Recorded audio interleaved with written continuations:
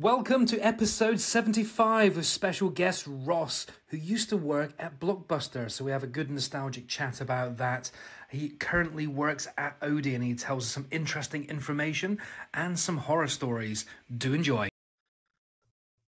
Welcome to 75 with our new guest, Ross. And Ross, you know the other two. We've not met before, so hello. Hello.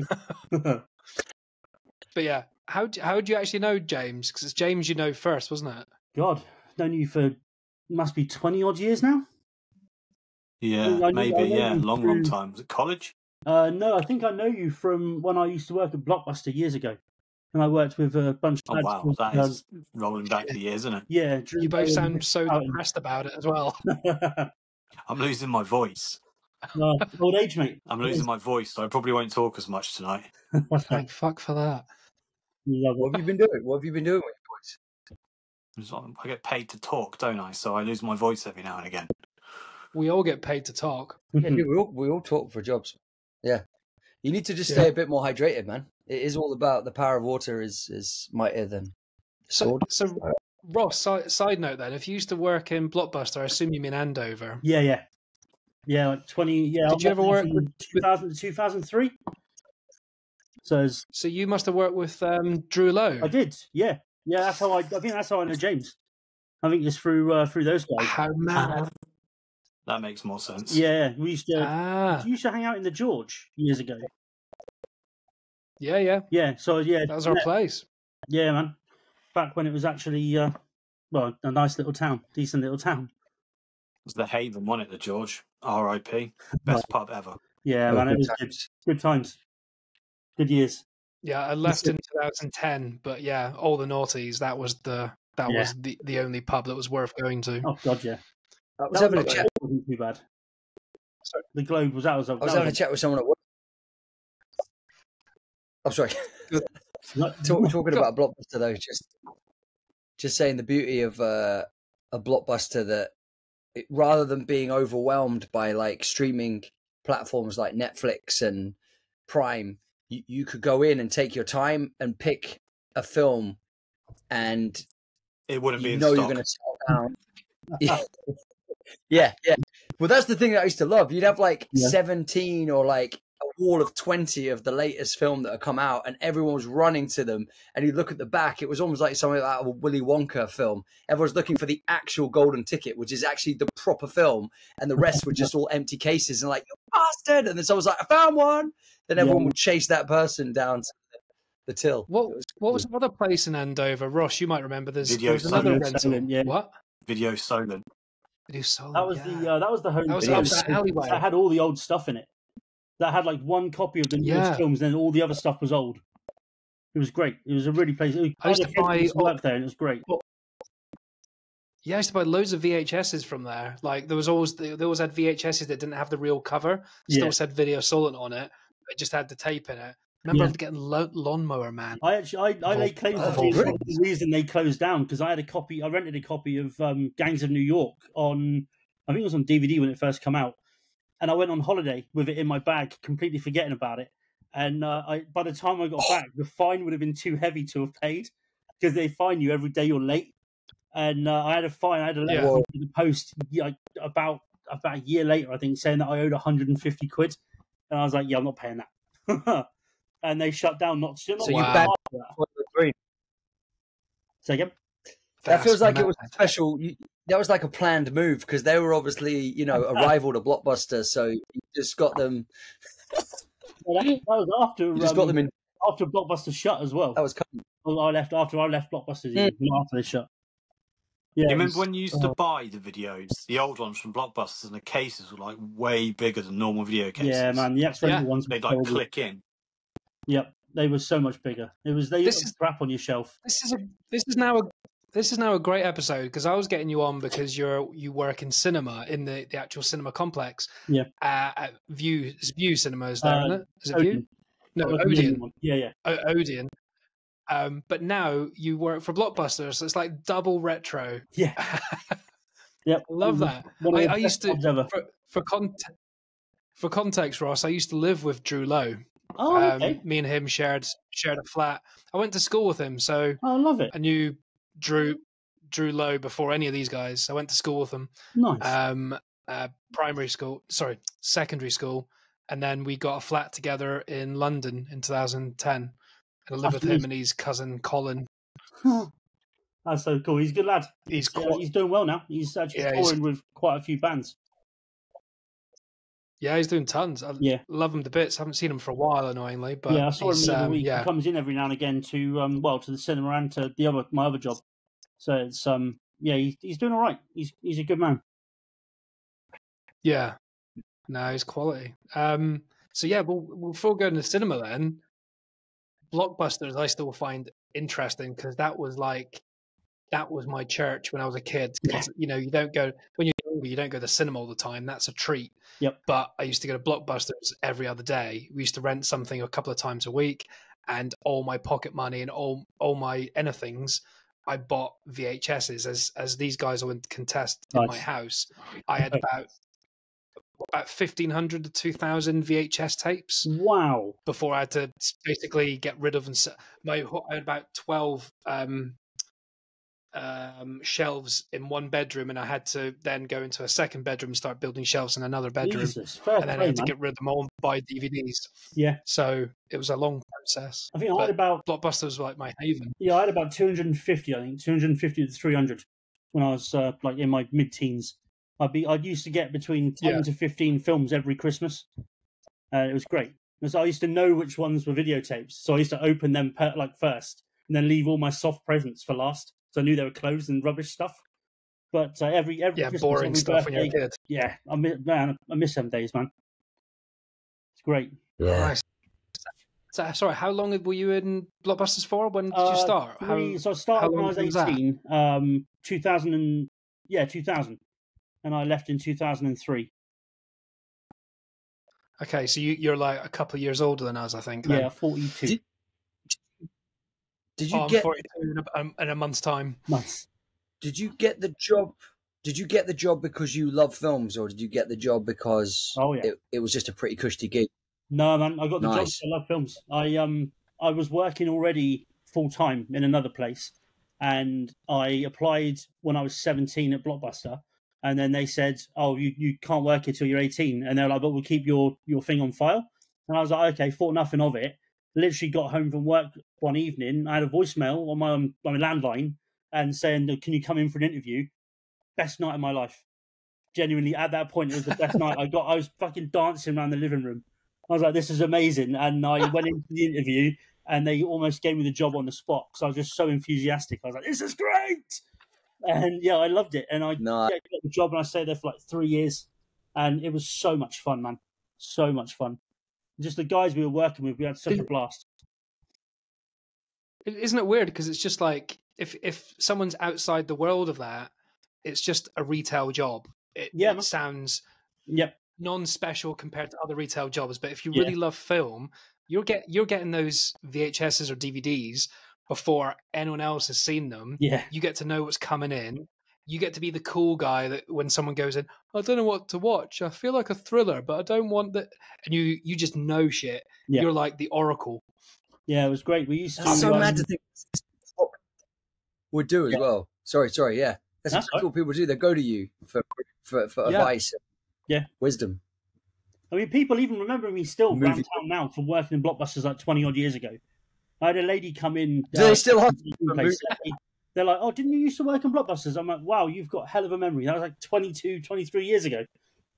So it's dude, you left an impact. So good, man. Yeah, maybe. Do they still ask you for movie, movie recommendations in the street? Hey, Ross, what's good to watch, man? They don't, but they do in CEX, or actually my main job.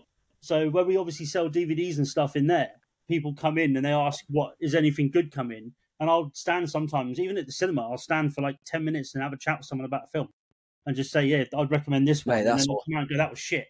And I'm like, "Well, I liked it." But that's the thing, when you make recommendations. So, yeah. That's what you want from someone working in that industry, though. Like, if you speak to someone at the cinema or in Blockbusters back in the day and they didn't know what they're talking about, it's like, you instantly don't like them and you lose faith in them. At least have an opinion. It can be wrong, but at least have I mean, I've been known for passionate a while about for being something. over enthusiastic about all the films I've watched. Because I will very rarely hate a film. If I hate one, I'll hate it with a passion. But it's like I'm not looking forward to watching the new Wicked film that comes out. My other half is loving the. What? I love it now, but I'm not a fan. Have you been you're forced not a to fan go? of the musical? I saw the musical about 5 or 6 years ago, and it was okay. It was all right, but I've seen the trailer so many times, and I don't fancy sitting there watching that musical for like 3 hours. So it's too Okay. But I'm what quite are excited you about being it. forced to go? You said you're not looking No, forward no, to no, it. I'm not going to watch You've it. been made to go. Yeah, no, I refuse to watch Oh, good, good. Yeah, no, she's going on Friday night with her mum, and I'm like, nah, I'm all good. I'd rather work than go and watch that, and that's saying something. Go watch Heretic. If you've not seen Heretic, go watch that one. Good. Have you seen that? Yeah, really, really. Yeah. Enjoyed What it. did you think? Yeah, good. Yeah, thoroughly enjoyed it. It was Hugh Grant was different in that film, shall we say? He was. I loved him. So I thought he was so good. But then he's had a really good I career love that. resurgence in the last few years, where he's just taken on different roles. Well, I listened to an interview about him today, actually, on Smartless podcast, if you know what that is. And they were interviewing him, chatting about that. And he said, because everyone thinks he's like this posh Englishman, so he must be from like RADA or have loads of like background in acting. He goes, no. I was going to be doing a major in art history. And I just did an acting job for some money, and they wanted me back again. And I wasn't that bothered. So he's had no training, zero acting training, which I didn't know. I just assumed he did. Wow. And he said he did a posh English guy, because he's quite a posh English guy. And then he did another film where he was really fucked up, but no one ran with that. And because he got famous from Four Wednesday Funeral, everyone just wanted to book him as that kind of guy. Yeah. But he had done rom-com and then rom-com, dark. And then when he got famous, it was just rom-com. And his biggest regret is he didn't mix it up, because he says he can't stand himself in rom-coms, even though he respects that some of them are quite good from other people's perspective. But he does say that he wished he kept the dark, because he liked and he thought he was good at doing the dark stuff. Yeah. So now he's fat, old and ugly. He wants to do it. Is his words.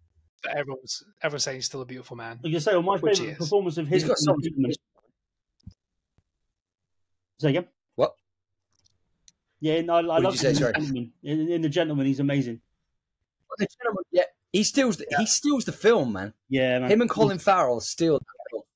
Yeah, he's the best. And they're up against like Matthew McConaughey and like some big A-listers, but it's like Colin Farrell and Hugh Grant are just so memorable in that. Yeah, it's in the his next film is he's in Bridget Jones. Yeah, he is Mad About the Boy. Yeah, which I didn't realise. It's coming out. I didn't realise until the trailer that Colin Firth's not in it. He's been killed off in this one. So I was quite surprised by that. I only saw like a teaser. I only saw a teaser trailer, and when I looked on IMDb, it had Hugh Grant, but I didn't see Hugh Grant in the trailer I saw. Yeah, he's officially in the film. He is actually in the film, but Colin Firth has been taken out of it, so he's just. I guess he died somehow. I don't know what exactly of, but yeah, they killed him off. But Hugh Grant's back. How bizarre. Yeah, a bit of a strange unless one, they that. haven't killed him off. Maybe he's a surprise at the end or some shit. Well, they did in the third. He's frozen. Patrick Dempsey, though, is he in this fourth one? Not a clue. Not that I'm aware of. Not that I've seen. I've only seen one trailer, and that was at the weekend when I watched Gladiator. It's I've only seen so. Okay.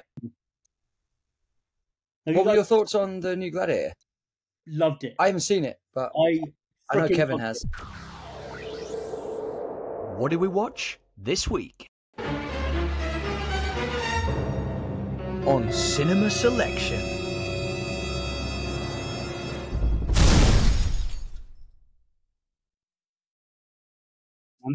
Absolutely, genuinely in my top 10 of this year. It's just so much fun.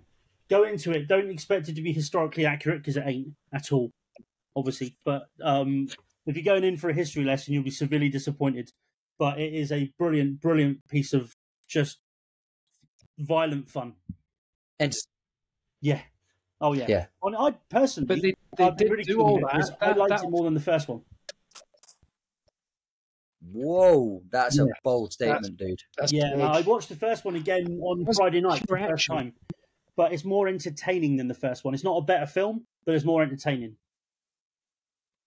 Okay, I agree with that more than that last statement. But yeah. Is that the last one won like 5 Oscars? It's not a better film. Isn't that just because of the world we're in that they feel like they have to kind of keep going with action, big spectacle things to keep us entertained? Whereas, interestingly, if you think back to the original Gladiator, the kind of mindset of the audience was we were happy to kind of have a slow burn because it was quite an emotional story, you know, with a beautiful. He did ask you if you were entertained, though, in the first one. He did. Huh? Yep. He did ask you if you were entertained. And the answer was yes. Are you not entertained? That's the point James is making. Yeah. Nice. Yeah, it's a good line. But no, this one still has an emotional undercurrent and a really strong family. I won't say anything more. You probably know it, but it does have an emotional edge to it, and it's story driven, and there are some slow burn sections, but it's not long slow. It's like the slow burn was clear and it cut with an action sequence, and it goes back to it, and there's another action. But although you say it's not historically accurate, it kind of is to a degree because they did flood the Colosseum. It did happen about 1,000 years prior.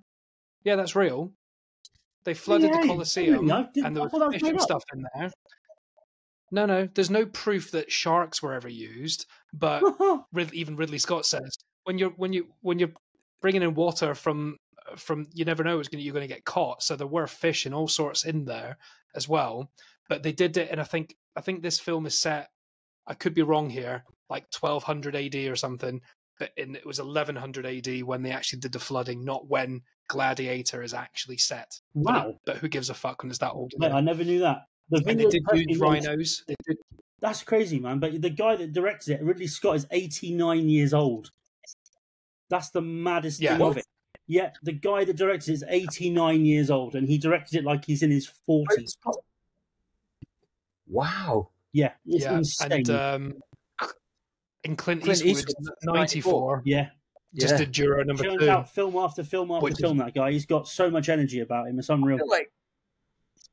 I feel like that's what keeps them alive, though, in some kind of darkly kind of morbid way.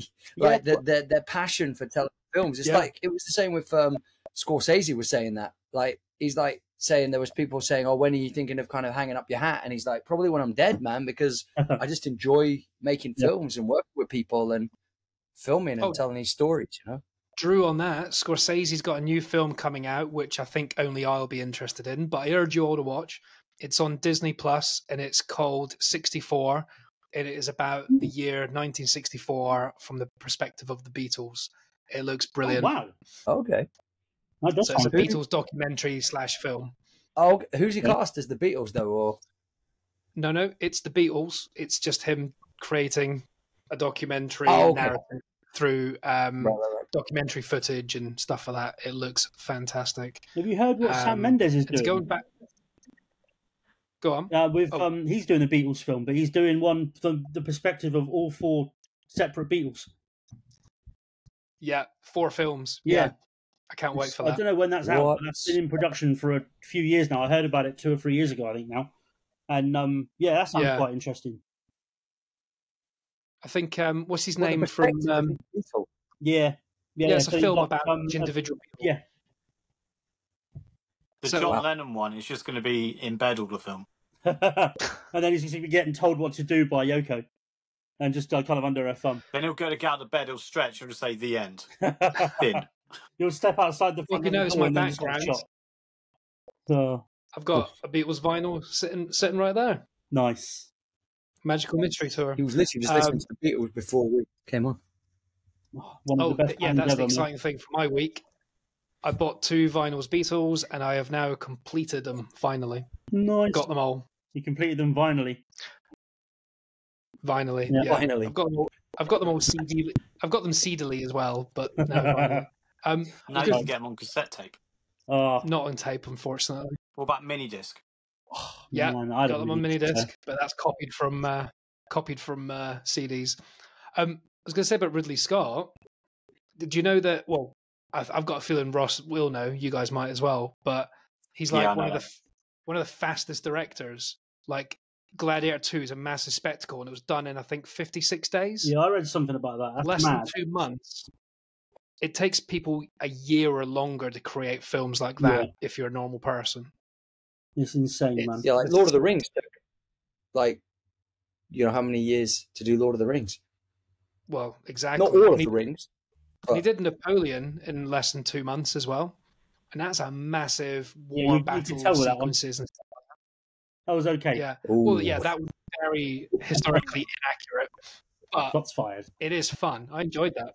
It was okay. Yeah, I think he's good at creating fun. I much preferred Gladiator over Napoleon, though. Yeah, but if you like Gladiator, you've got to have liked Napoleon. All the bits wrong with Gladiator are the same things that are wrong with Napoleon and things that are right. It's still funny. Yeah. Napoleon was like a comedy almost. Yeah, man. It was those... Ross, Come. Oh, no, sorry. I was going to say, here's a question, man. What's the film that you've watched the most in your entire life so far? An American Werewolf in London. It's my all-time favourite. Oh, amazing. We were talking about that the other day briefly, because we were talking about Terrifier, how when she's looking at her friend across the table, it reminded us of, I said it reminded me of a werewolf in London, an American Werewolf in London. Yeah, I've got on my wall over there, I've actually got a signed poster of it by John Landis. What? Yeah. What? Yeah, man, I'll tell him about Was the that shame of it. a Comic-Con? No, I went to Comic-Con in London. So there's a horror festival in London about 14 years ago, and they do it every year, and it's a weekend of horror films from the Thursday night until the bank holiday Monday in August, and it's literally 5 days of back-to-back horror films the whole way through. You sit through about 6-7 films a day. It's amazing. I think they do that in Liverpool as well. They must have. I think they've like a Fright Fest type thing. That probably a couple of places. Yeah, they're quite popular. In the UK, yeah. I think they've been going about 25 years. But they actually had Guillermo del Toro there in their first ever festival, and he was there to open Pan's Labyrinth when that first came out. And they at this festival they actually had I think it was either the European or the UK premiere of Pan's Labyrinth was shown at this festival, and it's just grown in stature since. And you have like all these stars, directors, all this lot from all these different walks of life, making small budget films to massive horrors. They had Dan Stevens from The Guest. He was there about 10 years ago. They actually had the premiere of that. It's amazing. From James's favourite film, Kong. It's incredible. Yeah, they've had some cracking films there. How cool is Pan's Labyrinth though, man? Like, you know, like the concept of like, is it all in the girl's imagination because she's trying to hide from the war that's breaking out? Or is it another darker, kind of deeper world that's kind of on the undercurrent of what is happening above? Like, just mind-blowing. It's a good film. I've only seen it once. I'm trying to think, that film put him on the map, but I can't think of what he did before. I know he's involved like things like Hellboy and stuff like that. Yeah, and then The Shape of Water or whatever it's called. He's a really prolific producer. Like when you go into IMDb, you can't even find his films that he's directed because you have to go to another page because he's written and produced so many. Jesus. And Pinocchio, that was crazy. Shit, yeah. The new Pinocchio. I've not seen that. I mean, that isn't is he doing everyone's opinion. Isn't he doing the new a that? new one with Frankenstein with Christian Bale? Yeah. Oh, that'd be good. But Drew, go back to Pinocchio. Isn't that shit? Have I not heard that I thought shit? it was amazing, man. I thought it was incredible. James, you stopped recording, by the way.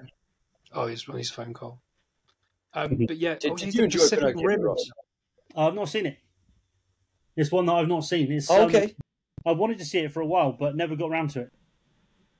So I think it's really powerful, man. I cried like a baby, man. I think it's really powerful because he's talking about the way that he wanted to tell this story was to, you know, talk about the element of like mortality, basically, and that even though the Pinocchio wants to be real, being real comes at a cost. So anything that's living has to die. So it's a really powerful, kind of profound take on life. And I think his dad died. I think Guillermo del Toro's father passed away when he was making it, because he said he said it's crazy because my dad would have actually loved this film. He says, of all the films I made, my dad would have really loved Pinocchio the most, but he's sadly not here to see it. But yeah, it was all about the kind of profound element of, you know, just time and life being precious and never knowing when your time is up. Yeah, it was really, really powerful, man. Really powerful. It looks interesting. And also, I like him anyway. He's a good director, man. Mate, there's one scene in it that I think is 2 minutes, and it took 20 days to film. Jesus. Because it's motion capture. That's almost half of I was going Gladiator to say he 2. needs to get some advice from Ridley Scott. Yeah, I know, right? But it's motion capture. So when you see all the figurines that he's using, and then all these amazing actors are just voicing characters, it is mind blowing from a level of like spectacle, but also like artistic kind of ingenious and craft. That's different. Like, Wallace and Gromit takes years to make. It's good, but it's not a masterpiece. Yeah. But I honestly think Pinocchio is like quite an emotional masterpiece. Really. I apologize then because I said it was rubbish, but I've not seen it. You're gonna make him cry, man. It's like one of the worst. No, but that's the irony, isn't it? Like sometimes we hear rumors about films, and it can kind of sway us against something and be like, "Oh, I'm not going to watch it because people said it was crap." But then, interesting. Sorry, Drew. That's right. You go. No, go. Well, it's funny because it's like in this episode we're learning how to speak and stop and listen. And I've got a feeling that you and Ross's times are a bit like the recording. See, that's why I don't know. What you think? Are we delayed? I think you two are delayed from each other slightly. Oh, really? Possibly, that might be why, because you're not cutting each other off, but you are accidentally. But carry on. It's just something to deal with. We can't tell what James is because he's not talking. He's the strong silent type. I didn't know Guillermo del Toro directed Blade 2. I had no idea he did that. Oh yeah, man! Really early. He made it much darker. It was good. But I would say his best film is The Shape of Water. That's the best film as far as I'm concerned. That one and Crimson Peak were good. I haven't seen Crimson Peak. Oh, it's good. It's one of them. It's a slow burn, like we were saying earlier. But when that gets going, it does get going, and it is insanely violent in places as well, which is what I love about his films, in that they're just, you don't expect them to be, but then all of a sudden there's this real burst of extreme violence, and you're like, where the fuck did that come from? What the hell? Well, I was going to say, to go back to Pan's Labyrinth, that bit where the sergeant blows that guy's head off, and you're like, or beats him or something, like the gratuitous and kind of malicious violence happening around the little girl in Pan's Labyrinth. Woohoo!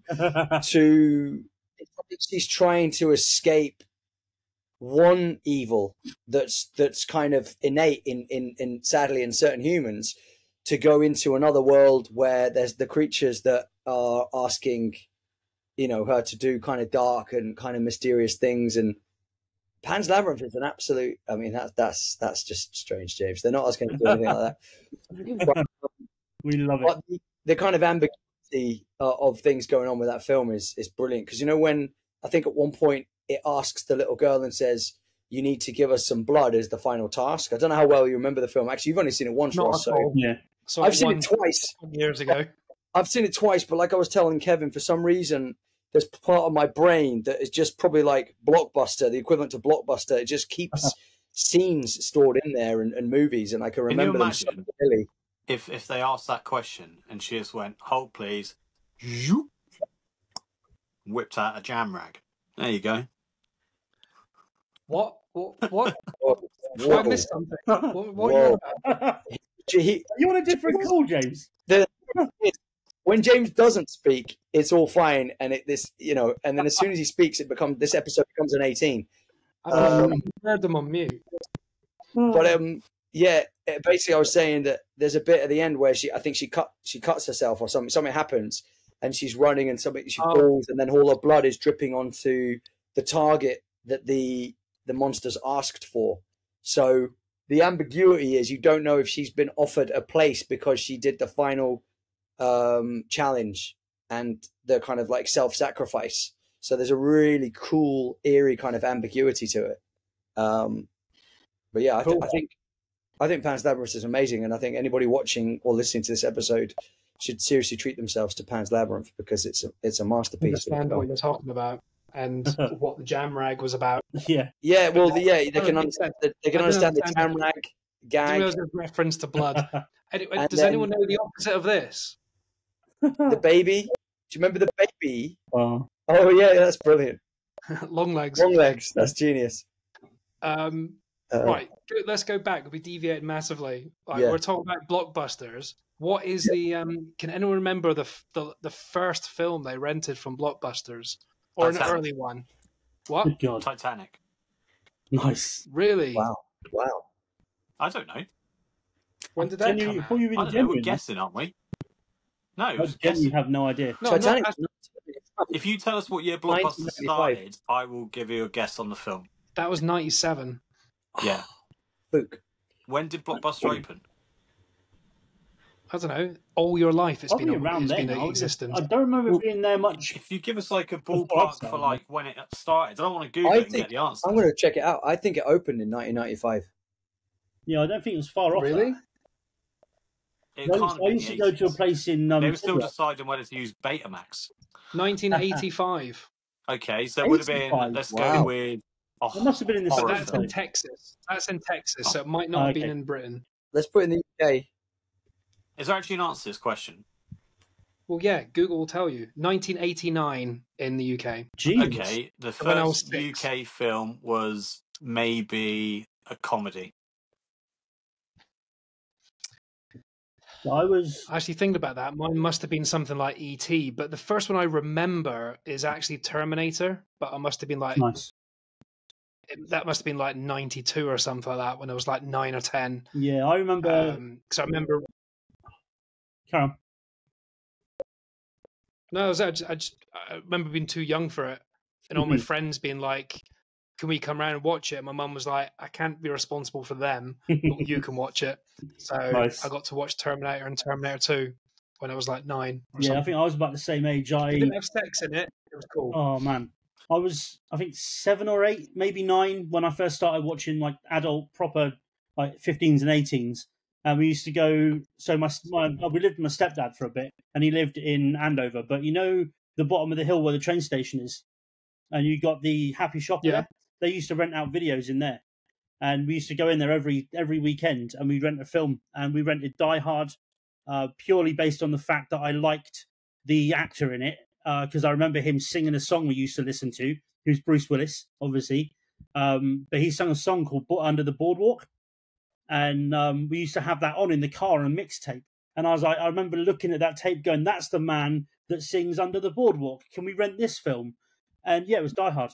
And we watched it, and it was one at the time one of the best films I'd ever seen. And then we got RoboCop, which is just insane. But I was about, I mean, that was 1990, 91 maybe. So I was like 8 or 9, 10 years old when I was watching them. That's mad. Yeah, he did. Yeah, he did that song. Yeah, man. And that was in 1993. What Yeah, the 'cause he was a fuck? singer before he was an Under actor. the He actually did a few albums. Wow. I think it's called. I That's think he called really himself Bruno. strange. I want to say. Just Yeah, there he is. I've sing the song. yeah. It's not a bad version. I assumed it was for a either. film. He's got a good voice. Well, he doesn't so much now, but Why didn't Bruce Willis do kind of like there's kind of like movies where it's based on like singers from the such and such eras, and like that's crazy that if he's got such a good voice, like he could have done like a Sinatra film and he could have played like Sinatra. That would have been epic. yeah, he was good, man. I think he's got a good voice. Well, like I said, not anymore, but when he was in his earlier years, it wasn't a great career as a singer, but he was okay. But it was enough to get him on the map. And then obviously he was in Moonlighting as well, the TV show that he was really famous for. So it's... I had Moonstruck in my head. Yeah, that was one of his biggest things, wasn't it? Yeah, and then actually one of his films before Die Hard was actually Death Becomes Her, where he was with Meryl Streep and Goldie Hawn. I've literally watched. And I didn't know that was him. Yeah, I didn't know that was him when I was younger. Cause like, who is that guy? Yeah, man. Because he's so weedy and pathetic. Yeah, yeah. You're like, that's not John McClane. if you've not watched it, I would recommend a film called Blind Date that's got him in it. Him and Kim Basinger, and Kim Basinger plays his date, basically his date, but she's an alcoholic, and he doesn't know this until he takes her out on the date. She gets drunk, and all shit goes crazy. It's actually a bloody awful film, but it's quite fun. But that was from like 1987, I think it was called. But it's a crappy little film, but it is fun. And it's him and Kim. You give recommendations like James. Watch this; it's awful. Yeah. Well, that's it. Sometimes they are really bad, but they're fun, and you enjoy watching them for that. That's fair enough. That's fair. What are your top 10 films then, Ross? What a fucking question, Drew. Depends on my mood. Come on. Give me 10 now. Depends on my mood. My number one is American Werewolf in London, American Beauty, Fight Club, High Fidelity, Grosse Point Blank, Seven. Love High Fidelity. I've got a whole list. It depends on what mood I'm in. I had a really feeling you were going to say Seven, and I love you for it, man. Yeah, Seven's up there. It's phenomenal. Depending on my mood as well, like the original Transformers, let's say the original, the live action Transformers from 2007. If I'm in the right mood, I really enjoy that. But I don't think it's in my top 10 of all. Don't let the new film scupper it. The original, when that first came out, that was game changer. The first one I loved, but then the sequel I hated, and they've just got gradually worse as they've gone on. Well, the films we want to know if it's in your top 10, the two important films are The Crow and Usual Suspects. Are either of those in your top 10? The Crow I really enjoyed. I watched that again recently at the cinema a few months back. Forgot how good that was. Usual Suspects I've only seen once, and that was years ago when I was in 17, 18 years old. And he's gone. What about Blade? I've actually got. What about Blade? It comes out in 4K in a couple of months. Blade's good. There's only the original Wesley Snipes one, yeah? One hell, yeah, 100%, yeah. Yeah, it's good. I enjoyed that. I like the sequel. So well written, that's such great. Yeah, I think number Blade 3 was dreadful. Yeah, Trinity was awful. James has watched The Usual Suspect 1 million times. I don't think it's particularly rewatchable because of the big reveal. I haven't seen it for fucking ages, so I might give it a go. Yeah, again. some of the best acting of all time. Yeah, I need to watch it. And when you watch it back, you pick things up. Yeah. It's picked up. When I was chatting to a mate the other day about Seven, I was saying how mental it was that even though you know the ending, why is it that film has got so much rewatchability? And he was saying it's because of the kind of cat and mouse thing that's so well kind of initiated by John Doe's character, that you go on this whole kind of journey where you almost feel like a detective as a viewer. And that's actually getting re-released on 4K. Yeah, I'm looking forward to it. Morgan Freeman was the king of crime for a bit, wasn't he? He did Along Came a Spider, he did Kiss the Girls. I'm guessing they're adaptations from books because he's the same character, but they don't follow on from each other. I wish they'd done some more of them. Yeah, but if there's Ashley 7 Judd reveals, as well. She was always in the films, wasn't she? Ashley Judd, and she's disappeared. But if there's 7 reveals, that's more entertaining than one reveal of Usual Suspects because you know the one thing. Whereas 7, there's a step, then there's a step, then there's a step, then there's a step. It's a totally different film, though. Yeah, that's no, like a I'm not comparing them. Usual Suspects is. I'm just making the point on rewatch.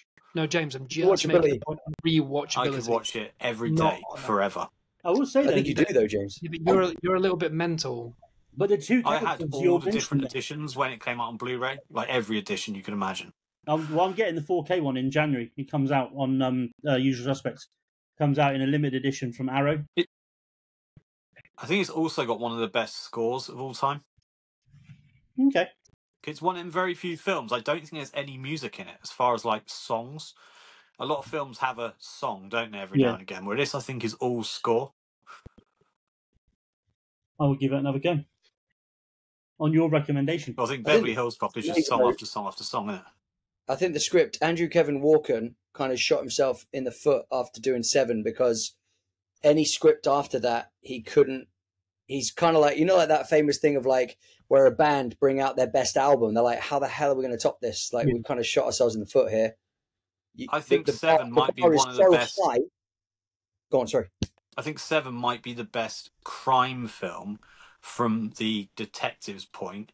I think Usual Suspects is the best crime film from the bad guy's point.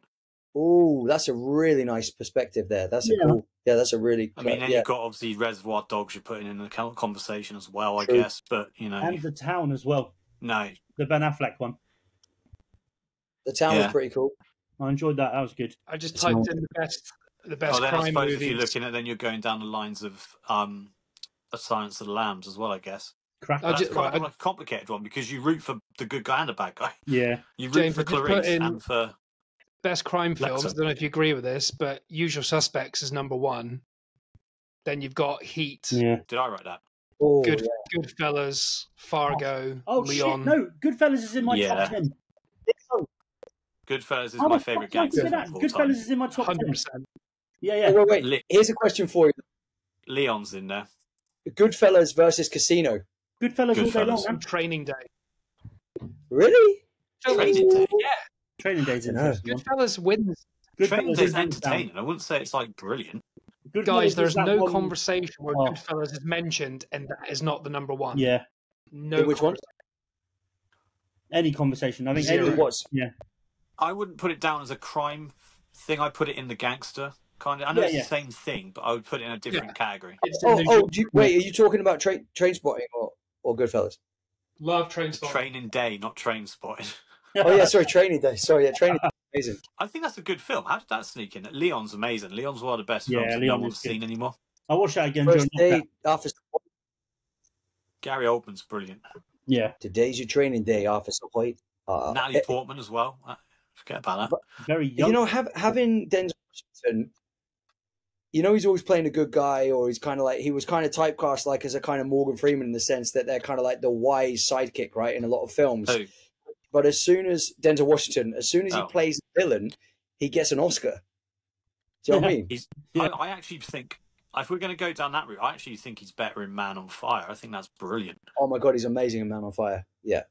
I mean, he doesn't shout, King Kong ain't got shit on me. Actually, Equalizer. In Equalizer, he is just badass, isn't he? Yeah. That is one of the best lines in the whole film, and he ad-libbed it. And Antoine Fuqua was saying that's not even in the script. He was just ad-libbing in the scene, and it's just, he's like, how can you not put that in the film? Yeah. And Drew, don't you think Antoine Farquhar sounds like a made-up Disney cartoon character name? Lord Farquhar. It certainly does, actually. Yeah, it really does. It really does. But he's badass, man. Like when you see him and Denzel just like hanging out on set, like the two of them are just amazing. I'm gonna go out and say it here. Denzel Washington's Equalizer is way better than John Wick. Whoa! It's completely wrong, but I agree it's a better film to watch. I think it's a better film. It's meatier. Have you seen Equalizer 3, the newest one? Yeah. Wait, what happens in the newest one?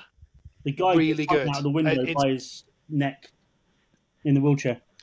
The thing is, though, you watch Denzel on that and think, do you know what? That's feasible this could happen. I struggle with John Wick at times. It's so ridiculous. John Wick, the first one, is fine. It might as well be shit. You might as well beating up aliens and spaceships at this point. It's so far-fetched and so far from reality. But I think that's why people love it, because it's gun fu, isn't it, instead of kung fu? Because like Equilibrium, remember that? Oh, that was like gun kido or gun jitsu, whatever he invented. Equilibrium, fuck, that was 2 hours of my life I'm never getting back. Did you not like it? I quite enjoyed it. I hated it, man. I genuinely hated that film. I watched that recently, not a fan. Actually. Not a fan. I saw that at the cinema and I really... Sean Bean's in that. You love a Sean Bean. It had a lot of Matrix vibes. Equilibrium, didn't it? An awful lot of Matrix vibes. Yeah, that's my film. Jumping on for Sean Bean real quick. Who remembers GoldenEye? Who forgets it? It's the greatest video game of all time. We're going everywhere right now. But I feel like it's one of the best Bonds as well, because you've got Bond versus Bond technically. Like just to carry on with the Sean Bean vibe. Yeah. Yet another film where Sean Bean dies. Yep. Wait, Yeah. how is it Bond versus Bond? What are you on about? 006 versus 007. 006 versus 007. Well, he's not Bond though, is he? Well, no, he's Well, 006. but technically he's of a Bond era, isn't he? Like, Well, he's a secret agent. I'm just being prick. He knows all of his gadgets. He's like Captain Black or Captain Scarlet, isn't he? But going back to like I think like if you watch Equalizer 3, the newest one, and John Wick 4, I would say they're not even the same genre, even though they've got lots of similar things. Because John Wick 4 was, if you watch it in cinema, not on your TV, it's cinematic. The colors, the set pieces are phenomenal.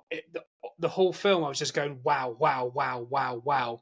But it is ridiculous. Whereas Equalizer 3 is grounded. Yes, it's unrealistic that a 65-year-old man's beating up all these gangsters, but it's done in realism and he gets hurt, whereas John Wick is like basically immortal. Bulletproof, Mr. Miyagi falls off a roof. Mr. Miyagi could kick the crap out of like all those people, and he's like, nah, he's dead. That's also silly. Don't disrespect Pat Morita. You can't back up a far-fetched film by naming a more far-fetched film. He was 5 foot nothing. I see your Denzel Washington, and I raise you. 5 foot Mr. nothing. He's Miyagi. 65 years old. Pat Morita. When he was out Anaconda as well. And to do a Drew of a sideways sweep.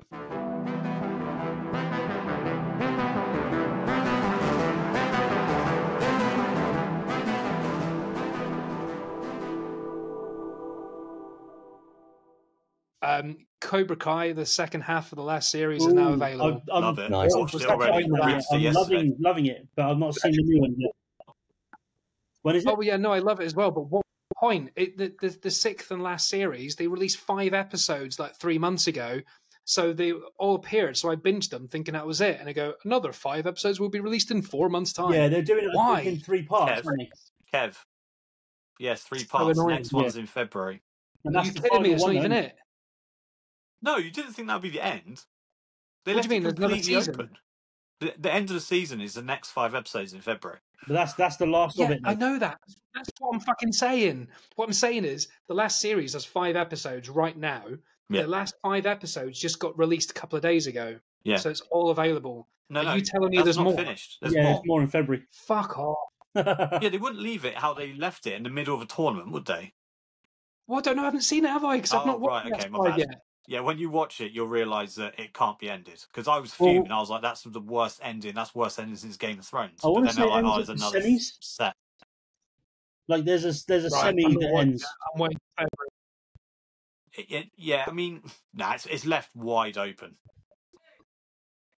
Yeah, I know this That's is annoying as shit. Yeah, this I is the last googled 5 it and I read episodes. somewhere it was going to be February, and this is the last season. I heard. Yeah, as well. it is. Yeah, but actually, hang on, no, it's not because they're doing the film in June, which ties in with the series Well, that's as well. the film note, but this is the last season. Yeah. Yeah, yeah. But I think the film is the actual finale of the story as well because they've got some of the characters from the show in the film. You can have too much of a good thing. I think it's been a very good show up until now, and this isn't latest few Daniel's episodes son are brilliant. Isn't Daniel's son older than Mr. Miyagi was in the original film now? Probably. What's And he's funny still to me young. is Daniel's son is older than Terry Silver. Yeah.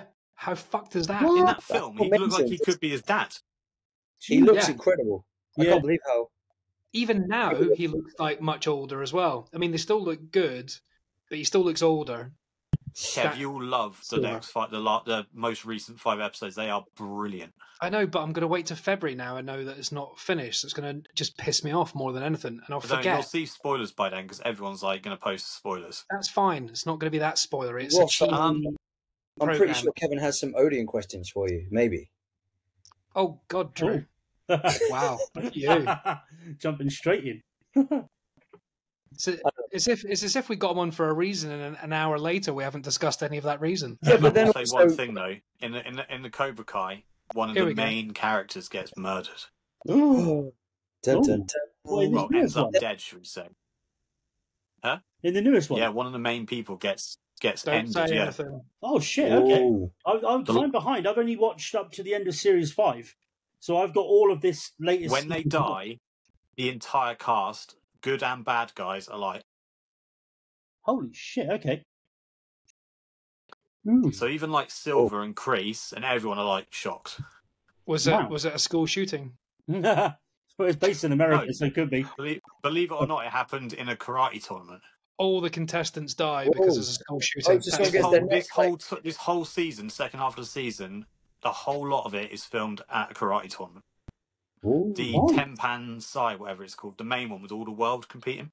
Yeah. I kind of feel like I want to skip some of the other seasons and just go to that one. Really, you can't. No, man. You'll have no like character development. If you just watch the last season, I don't have to watch watch any of the characters, and it'd be pointless. Yeah, I've got a sense of the characters, and now. But no, you have to watch it. Like the character development I'm on season 2 now. I'm on season 2, but I'm just like.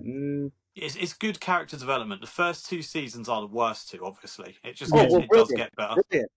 Whoopie D for me. No, they're all good. I enjoyed all of them. But I think they get better as they go on. They go up like that. Yeah, I think so. It's but you know that actually came about though because of How I Met Your Mother. They really? They had that was they had what's his name, the Zabka, the guy the bad guy William Zabka. They had him in How I Met Your Mother as himself. And Ralph Macchio as well. The popularity of him coming back, they actually realised that there was some sort of demand there for another show, so they decided to do it. It's mad, man. I don't know. Show. But the seasons get way better. They get better and better. It's brilliant. Yeah. And have you seen the original films, Drew? What? You've seen the original films, right? Oh yeah, of course, man. Yeah. I was talking to someone the other day that watched it, and they were like, "Yeah, it's quite good." And I was like, "They hadn't even seen the original films." I was like, "Yeah, that's not helpful because it's the nostalgia part, right? That's the whole point." The original films are the first series of that program. Yeah, pretty much. Like they're the intro to they're the series of that program. That whole show would make very little sense without watching them films. Yeah, true. I disagree. You can watch them without it, but it's more important if you do see it. It's like Drew, if you're watching it, every season brings back another character from the films.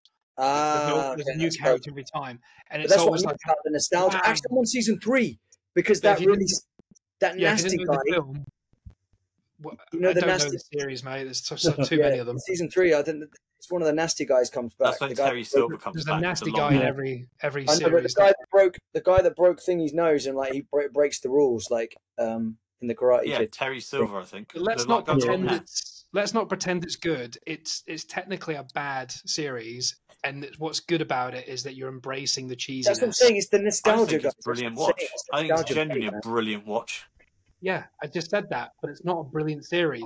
Like, it's pretty basic, and the acting's pretty average, and the martial arts is really bad, but the editing's so good, and the cheesiness is, when you get involved, it's brilliant. I love it.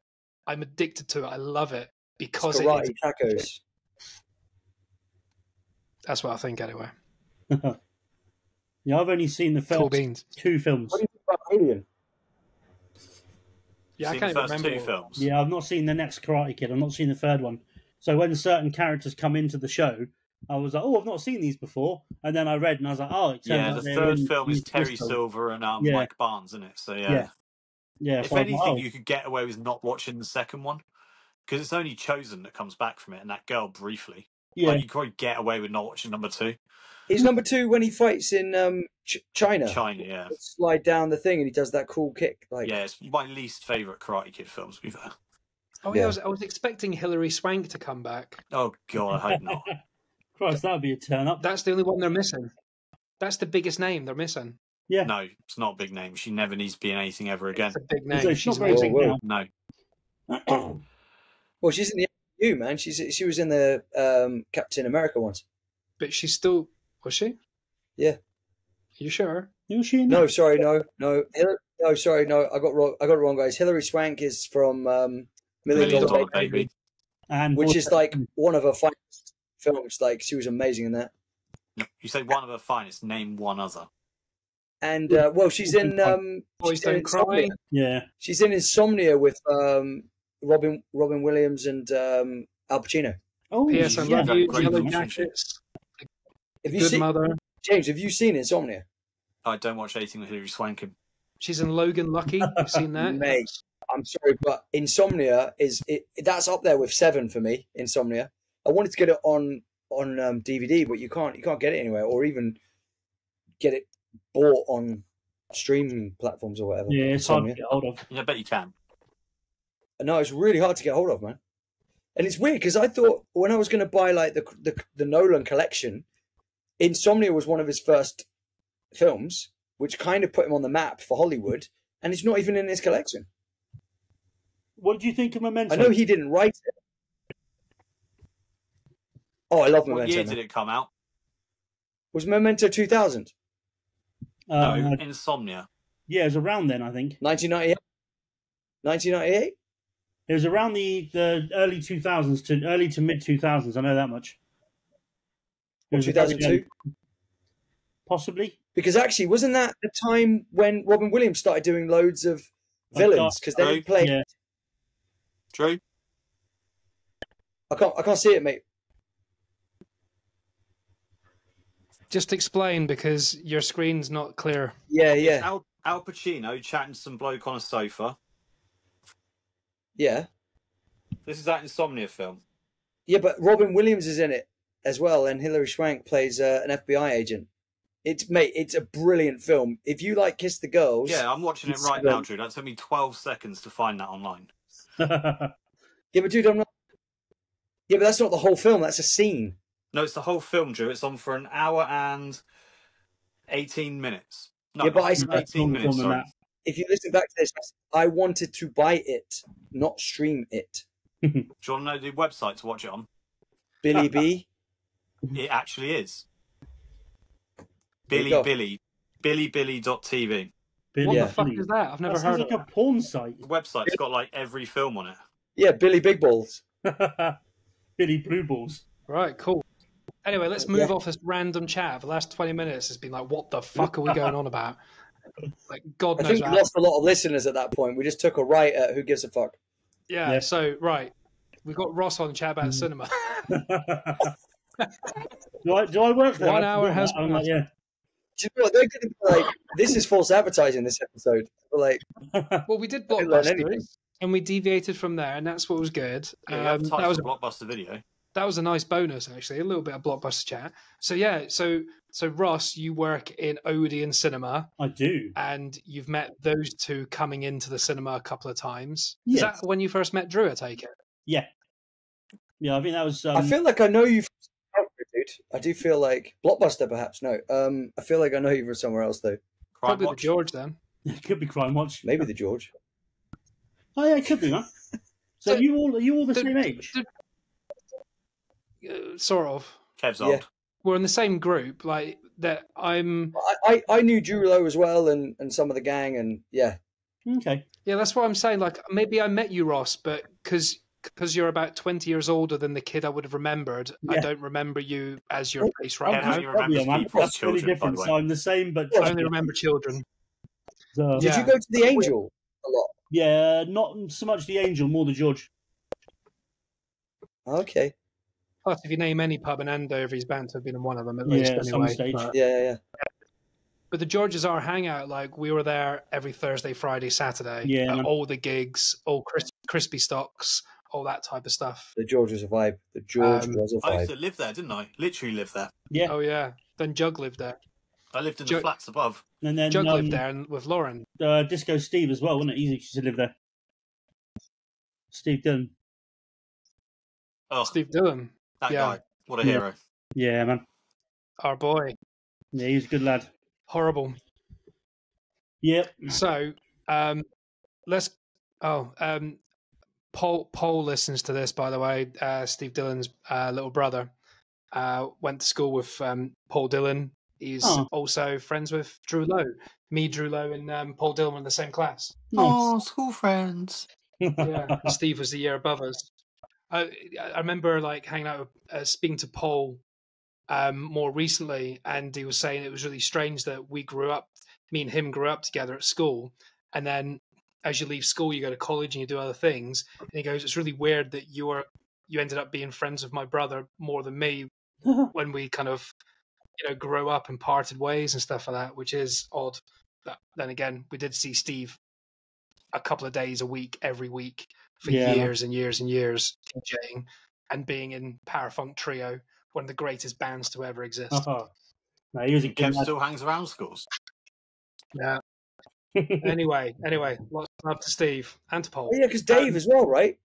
I used to call him Dave Allen. Dave Yeah, Allen. Dave Allen. Yeah. Absolute legend.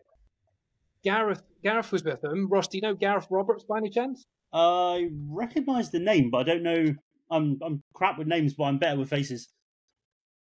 He messaged me on Saturday. He's just crashed Phil Allen's birthday party tonight, and he got to see Uncle Dave and Drew Lowe. Nice. That's what Gareth looks like. You might recognise him. You won't forget that. He don't know that now. No. Kind of a much bigger beard. Yeah. So anyway, let's skip on to cinema.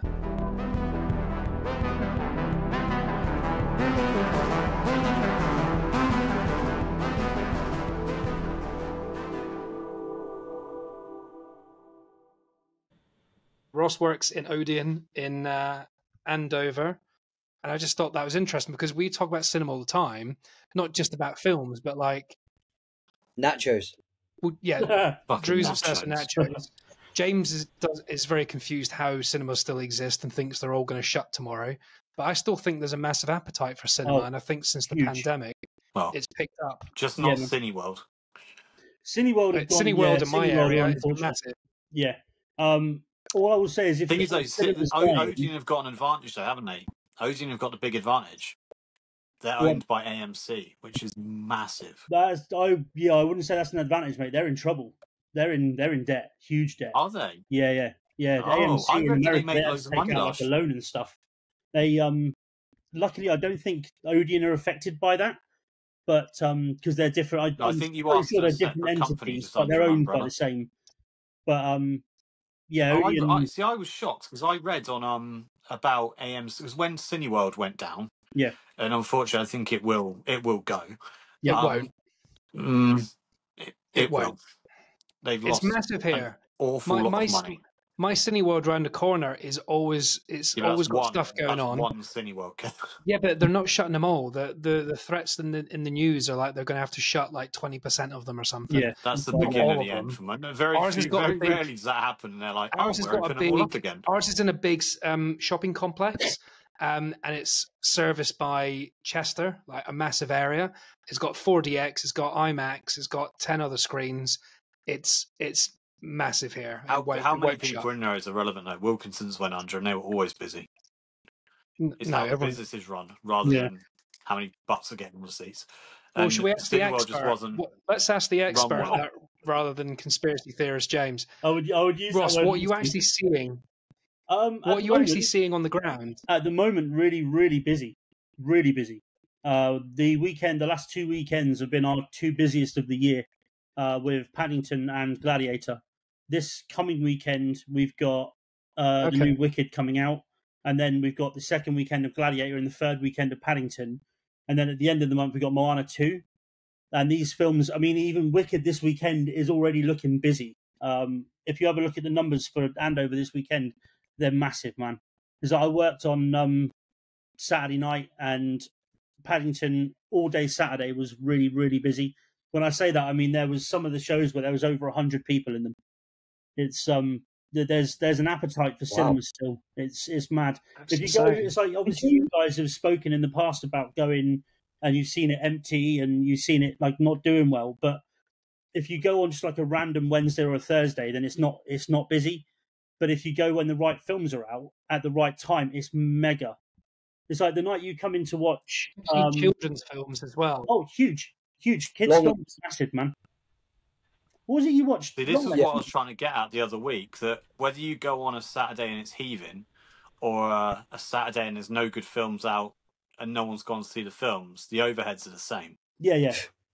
Oh, yeah. That's where the issue comes, doesn't it? Yeah. It'd be like owning a restaurant that's only busy once a week. You still have to pay all the staff Monday to Thursday. Yeah. One sec, Drew needs to say something. But I was just going to say, what we were saying there, Ross, was that we thought it was crazy that some really kind of like experimental films that were getting really good advertising on television it was strange that they were in screen 5 and they only had like 2 showings. Yeah. Whereas obviously, and I appreciate that, you know, things like Despicable Me 4 had like 12 showings and it was taking up 2 screens. And you're like, oh man, that's long legs.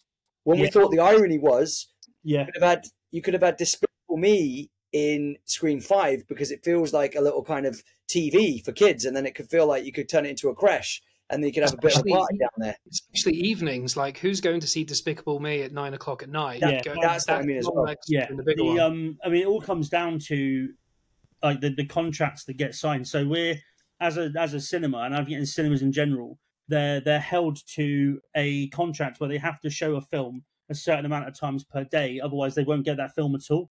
If they don't show that, they don't get it. Makes sense. So, which is really frustrating when you've got like 5 screens and you've got one film taking up 2 or 3 screens. And it's like, I've had this argument so many times. I mean, I've worked there for 13 years in total. So 6 years to start with as a manager or a supervisor, and then 7 years this time round as just like a normal day-to-day kind of worker. And it was different back in when I was there originally because we had more control, but now we don't. So as like cinema managers now, everything is done that we used to do manually. So we used to get the film lineup every week, and then we'd have to enter it on our system, and we could kind of put certain films in certain places.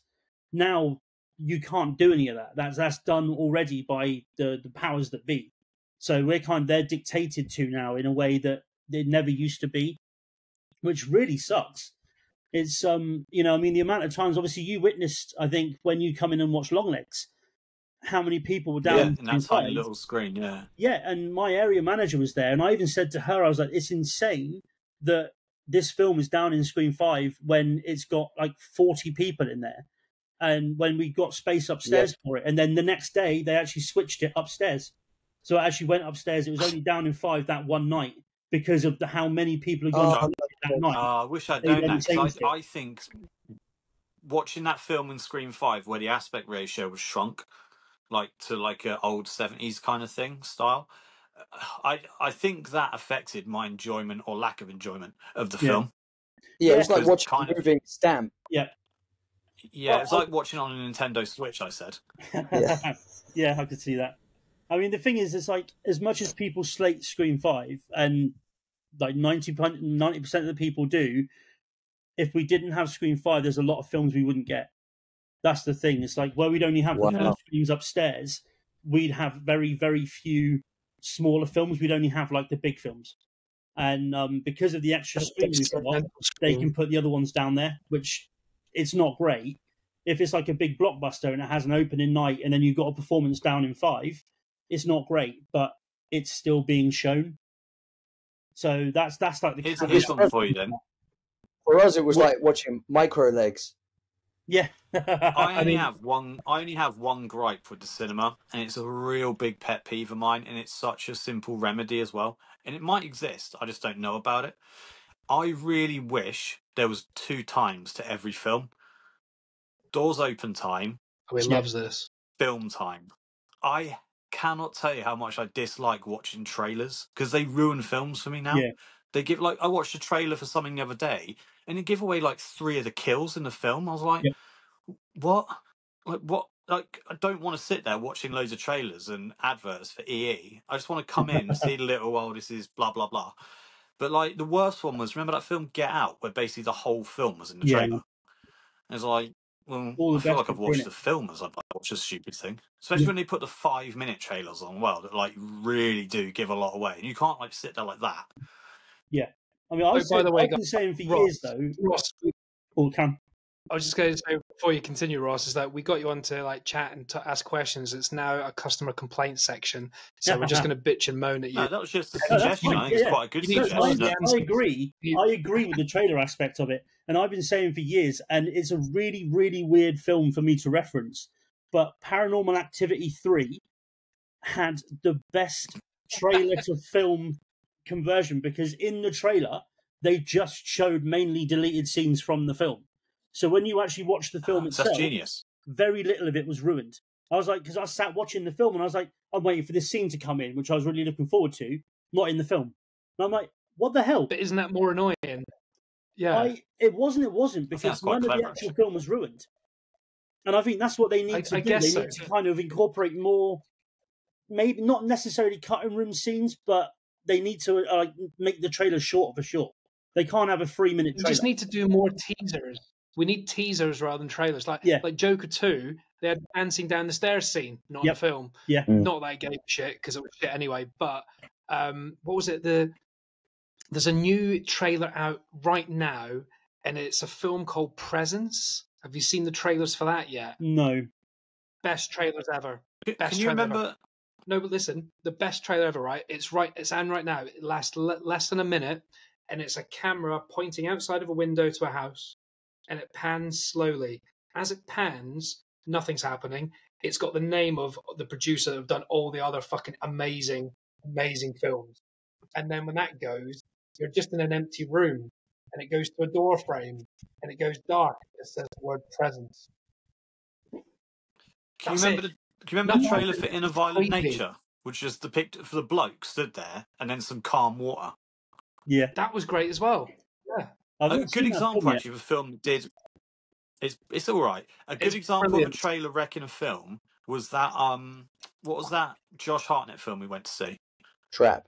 Oh, Trap. The second trailer gives away that he is the bad guy and all this sort of stuff. And shows a lot. You're like, well, brilliant.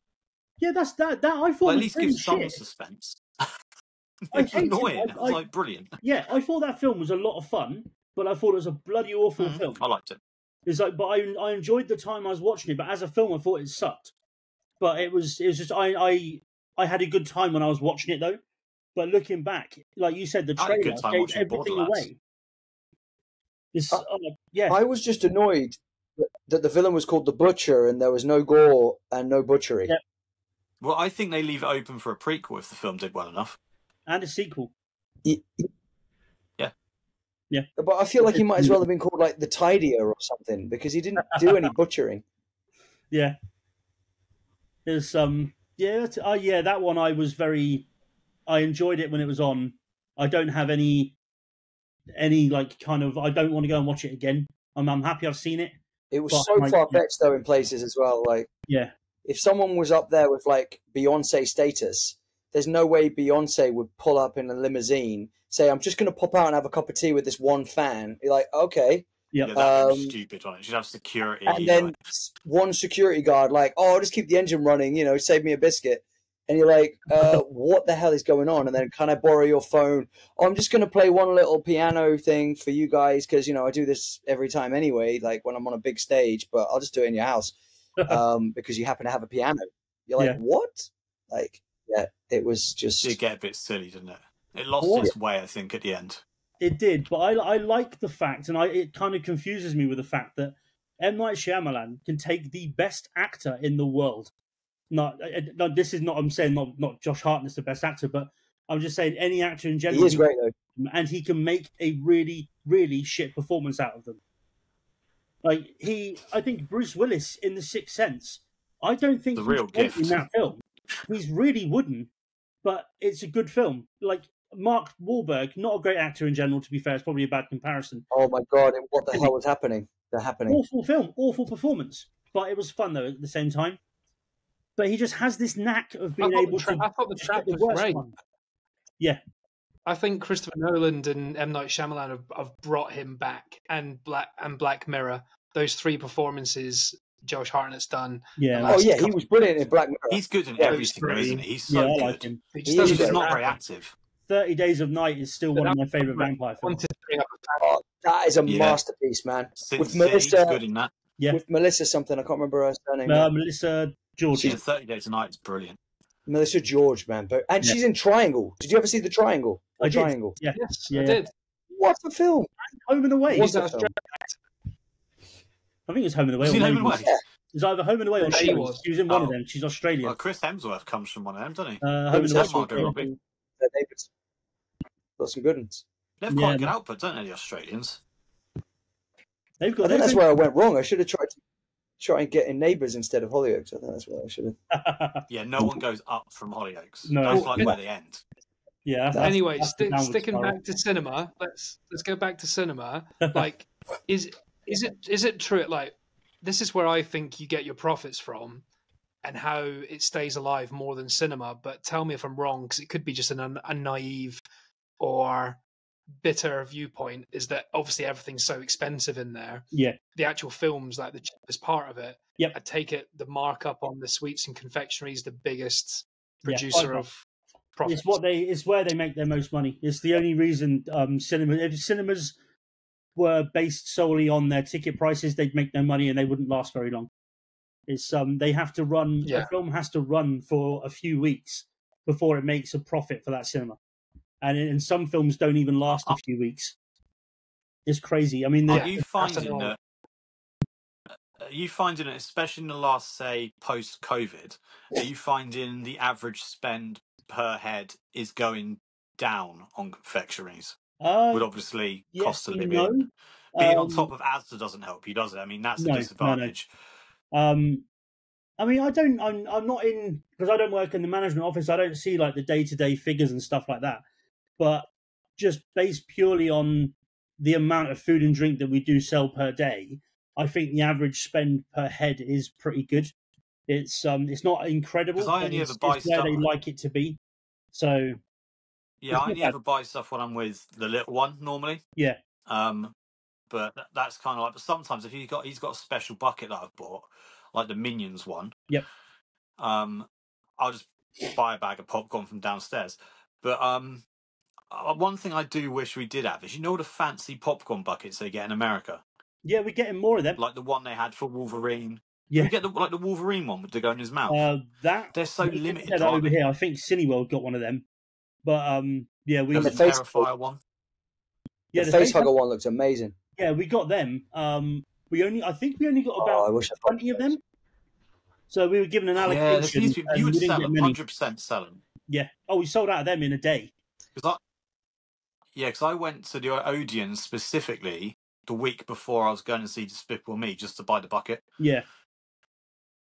Yeah, and then took it back the next week. Yeah, they released the merchandise for the film about a week before the film comes out, which personally to me makes no sense, but it still sells them, and it brings awareness to that film if people weren't aware that it was coming out.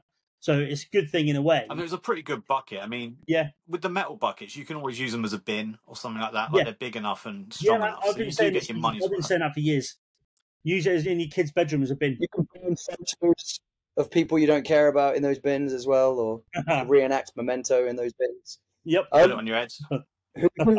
Whose idea was it to come up with nachos, man? Because I just want to say, I know obviously I'm the big nacho guy on here, but your guacamole kicks ass, man. Like, yeah, it's better than Oaxaca's. I've never the guac is so good. But yeah, that stuff is good. It's man. The cheese. I want to know who come up with the idea of food in cinemas in the first place. Like, right, and boys, got cinema going here. What's everyone? What, tell everyone to be quiet. Tell them all to turn their phone off. So we want a bit of silence. What should we go for food? Okay, right. Food. Crisps, nachos, popcorn, party poppers. Yeah, when can we ban jelly? You should only be able to eat jelly. Having the noisiest. You can have jelly and marshmallows and Haribo. That is it. Yeah, popcorn's not even that bad. It's the nachos, and it's more the people coming in bringing a multi-pack packet of crisps. Can we kick them out? Can we complain? And can you tell people to stop? It's always a fact, isn't it? When I watched Gladiator on Saturday, we had... So there's like 20 minutes of ads and trailers. This guy that was sat in the back row had the entire 20 minutes to sit there and open his crisps. And the fucker decides to sit there and wait until the film has started to open 2 bags of crisps and a can of drink. And I looked around at him. I was like, seriously? This is... Wow. Right. It's unreal. How long does it take? Manager, right? 2 seconds? It's like, I'm the manager. I will kick you out of this cinema right now. If you're at home, though, I've done that before. If you're at home or out and about and you open a bag of crisps, it's like, done. If you're at the cinema, you're like this. Yeah. Which is so frustrating. It's like, it's so dark, they can't even find the opening. Yeah. And then they drop it. Idiots. Well, that brings me on. What's the worst thing you found in a cinema afterwards, like clearing up, or one of your staff has said, I found this? I mean, it can be anything. Like, A has body. anyone done anything dirty Yeah, in there? but found several bodies. Shit. Bodies? Literally What? shit. Yeah, Feces? yeah. Where From we've a had, In my from a baby? defense, that film was on for a long time, and I'd had a lot of snacks. No, this wasn't in the screen. Thankfully, it wasn't in the screen. But That makes I it think worse. earlier this year, we had someone in one of the disabled toilets actually shit all up the wall and all on the floor, and they never come out and told To anyone. be Whoa. fair, they're disabled.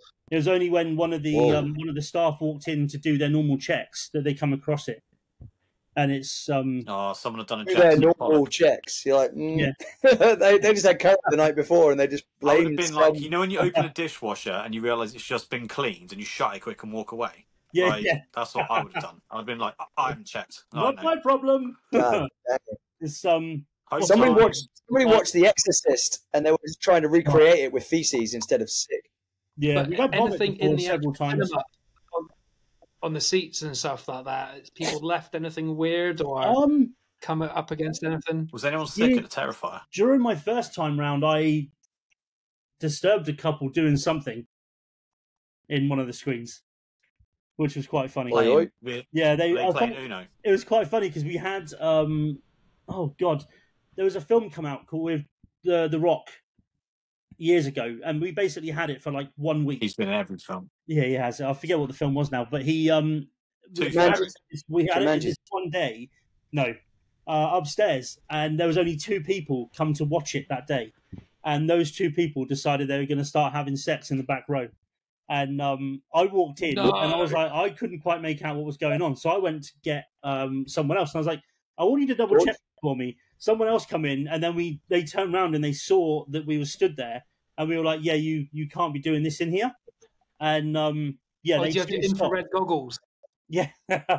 At Wow. some point in that film, I bet The Rock wore a khaki shirt and fingerless gloves.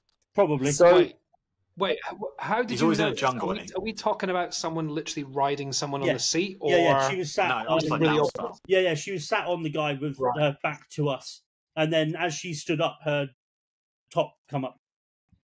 And we were like, "Oh wow!" so okay. he was basically doing the DX box yeah, experience for her. pretty much. And then as they walked Yes. downstairs, they left like immediately, quite red faced, and Like a snail trail. yeah, yes, that was fun. So That Wow. was, but that when was, you that guys was come into about the 10 years ago. cinema, when you guys come into it with your little sort of binoculars, are you just checking people are not on their phones? Yeah. Or are you looking for anything specific? Piracy checks basically. So we're there to make sure that because we have like the night vision goggles that we're given for like the big releases, and so Yeah. we have to go in there with them, and we have to check to make sure that there's no one in there illegally recording, and just do like basically a check to make sure there's no one in there doing anything they shouldn't be doing. But I mean, I've caught people filming in there. Me and Drew had like, 3 several tripods times. set up for Beetlejuice. Say again. Me and Drew had 3 tripods set up for Beetlejuice. You don't check that hard. We had a monitor, everything. Nice. I mean, I've when we had Barbie last year, and the opening weekend of Barbie, that was like, I think there must have been something on TikTok or on one of the socials that said, we want proof that you're going to watch Barbie this weekend. You know, take a screenshot of the film and then post it online. And so we had like a few kids in Andover, obviously watching the film, and there was me and there was 2 other members of staff that were watching the film at the same time, and we could see someone in front of us with their phone out whilst the film was on, and I just shouted down to them. Oh no, sorry, that time I went and got the manager, and she come in and they told them and deleted all the footage, and then we told them afterwards, you can't be doing that. And then a few weeks ago, I was watching one of the films. I think it was. I forget what film it was now, but we were watching a film with my daughter, and she was sat there, and then 2 rows in front of us was a teenage girl sat with her phone on, and she had it placed like on her legs or on her knees, and you could see that she was filming the beginning of the film through her phone. So during a quiet part, I sat there, gave her a few seconds, and just shouted down to her, "You cannot be filming in here, turn that off." She turned around, and I never saw that phone come out again. And I then had to explain to my daughter that you can't, because she was like, "Why can't you do that?" And I'm like, "Because it's piracy." I was like, if you do that, you could get The thing is, though, and get a heavy fine. And the thing is, nowadays, remember back in the day when you used to have that message that said piracy funds terrorism with like machine guns and everything? It's like, no, it doesn't. Knock off Nigel down the pub is not giving like machine guns to terrorists, is he? Yeah, he's just buying, he's just paying some stuff. But nowadays, there's no point in piracy because if you go to the cinema and watch a film, by the time you get home, it's on Prime. Yeah. Thanks to COVID. Oh, it's on Prime. That's so fast. I think, do you know, I used to think it's bad, but now I think it's good because it means that the films aren't 100% reliant on cinema sales. They can still technically have the DVD sales, but people are downloading it instead. Yeah, man. I think that's a good idea. It gives them a lot more money, and it also. Oh, sorry. I was saying it also gives films like In a Violent Nature that probably didn't have a great box office.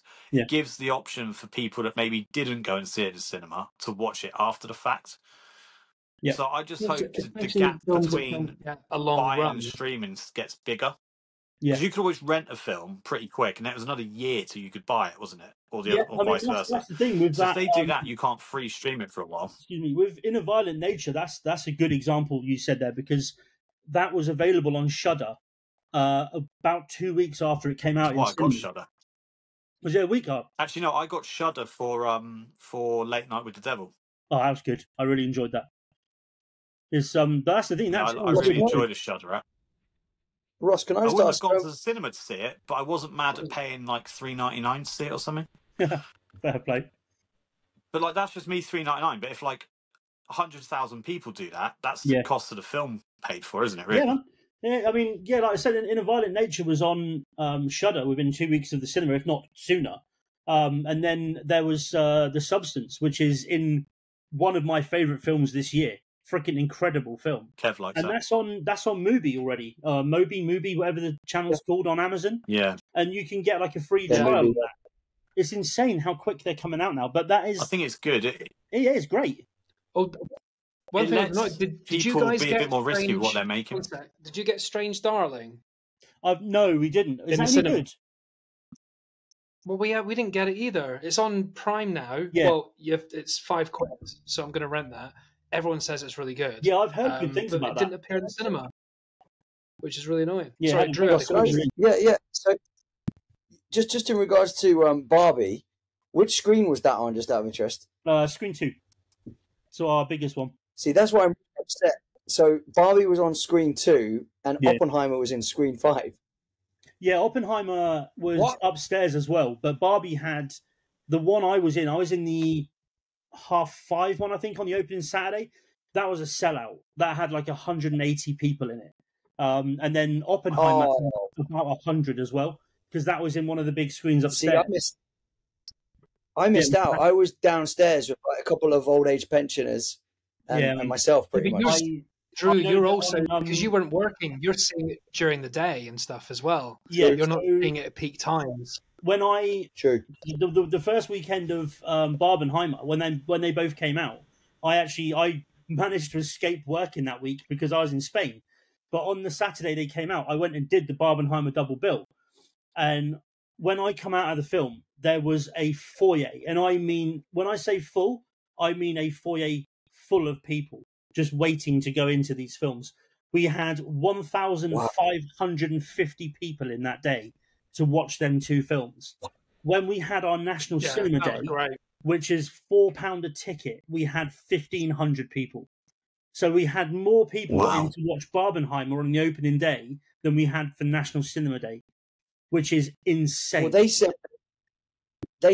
that Barbenheimer was kind of like such a phenomenon that it kind of brought cinema back, like whatever people thought of cinema. And this has been the best year for film coming back. Maybe ever. But yeah, like, I was watching Oppenheimer, and there was people in the Oppenheimer cinema with me with Barbie hats on because they'd either just gone or about to go. Yeah, next. I did the double bill. And you definitely got on the experience. I saw Oppenheimer twice in IMAX. Nice. Which way did you do it, Ross? I did Oppenheimer first and then Barbie. No, so I did Oppen Barbie. Okay. I did that the wrong way round. Oppen Barbie. Yeah. Do you know? I think when this year ends, when it comes to January the 1st, if you print off a list of every film that come out this year, right? I think you'd be hard pushed to find another year in history with that many bangers. Yeah. I have listed all the films I've seen. Because you normally get, back in the day, you get 3 or 4. Like the mid-90s, like 95, 96, you get 3 or 4, maybe 5. Yeah. It just seems like banger after banger after Yeah. banger. This year has been high quality. Since the pandemic, since Elvis and Top Gun Maverick, it's just kept on going. Yeah. It's been fucking... It's amazing. That's the reason I got my Cineworld card. Yeah. We saw Elvis 6 times. Sadie saw it 10 times. And I saw Top Gun 4 times. And it was that point I went, I'm spending so much money, I got a card. And then I kept going. Nice. No, it's incredible, man. It's like I've been with a friend of mine at the start of the year. We decided that each of us is going to make a note of every single film we watch this year, whether it's in the cinema or at home, and we're going to mark it on our notes on our phones to say if we watch it in the cinema, if it's our first time, if it's a bring back like a classic or whatever. And I think I totaled it up the other day. I've watched over 200 films this year in total.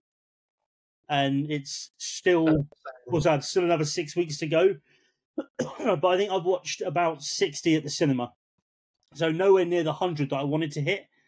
But the first month of the year, I was off for like 2 weeks of the year, 2 weeks of the first month ill. So I missed the first like half of the month.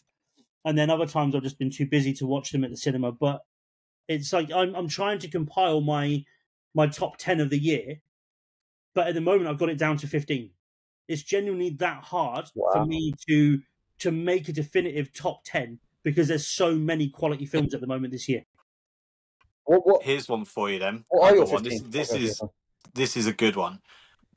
We obviously talk about how many amazing films have come out in the last couple of years.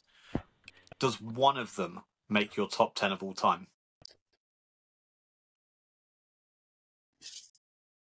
Ross, also, how many films did you see in the cinema this year? Mad, isn't it? About 60, I think.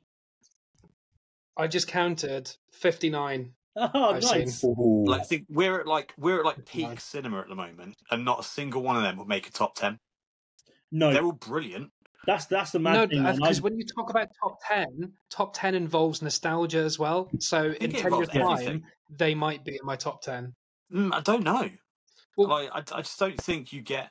Do you know what it is though? And it's why I like the fact you're now buying things on Prime, is because Matt Damon did an interview a couple of years ago now, and he said the reason why you're not going to get another Reservoir Dogs, The Crow, films that had relatively unknown actors and were a risk for the production company and the studio, is because now the reason why now every film has got 10 A-list celebrities in it is because they can't afford not to have a box office smash at the cinema, because that's their only income. So that's why they're just like, that's why I said you're never going to get another one of these like sevens. Okay, 7, they were quite big, but it was still a risk for the box office at the time that early on. Like, they're not taking risks anymore. They're just like putting in everyone. Yeah, we know. I'd say the top 2 top films from this year that I'd say my top 10 at the moment would be The Substance and Pulp Fiction. Saw both of those in the cinema this year. Yep. Pulp Fiction. Oh yeah. Do you know? I would say. If say The Substance as well. If I watched it a couple more times, I think X-Men Wolverine might knock on the door of my top 10. Was that as in X-Men Wolverine? Or sorry, I mean Deadpool Wolverine. But I'd have to watch it a few more times. It might knock on my top 10 of all time because it is so funny. Yeah, it's definitely funny. The story's not great though, but for entertainment value, it's definitely a 10 out of 10. It's just out there. It's not like anything else. Yeah, man. So that might knock on the door. On my top list, it might make it to the porch.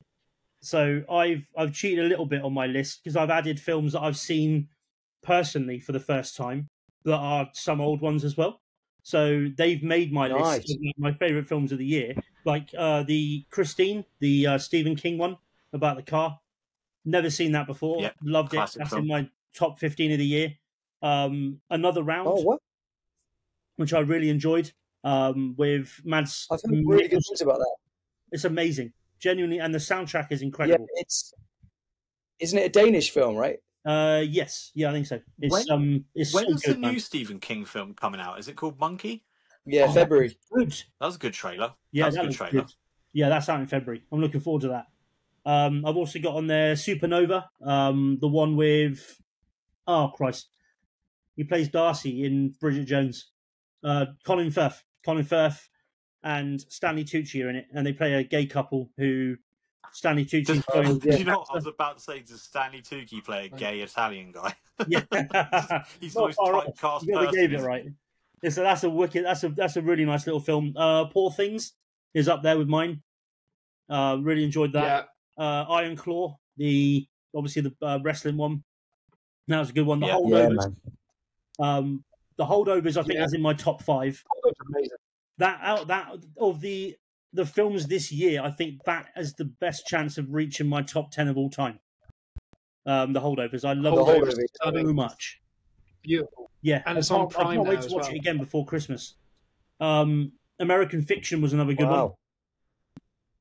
That was brilliant, wasn't it? With Jeremy, what's his name? Right,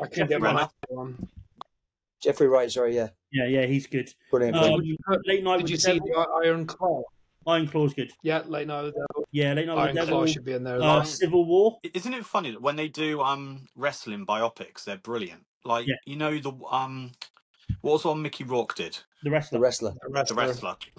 That's one of my one of my favourite films actually. Yeah, that was. It's just a brilliant film. It's not even about wrestling. It's about like life, isn't it? And it's but just brilliant. Like the fact he's a wrestler is kind of like a throwaway fact to the whole film. Yeah, but Iron Claw was the same. That was more focused on the tragedies surrounding his life. But the crazy thing about that story is not even all of the tragedies are in that film. So in real life, he suffered, like, I think more of his brothers actually died, and he went through more sadness in real life than he did in the film.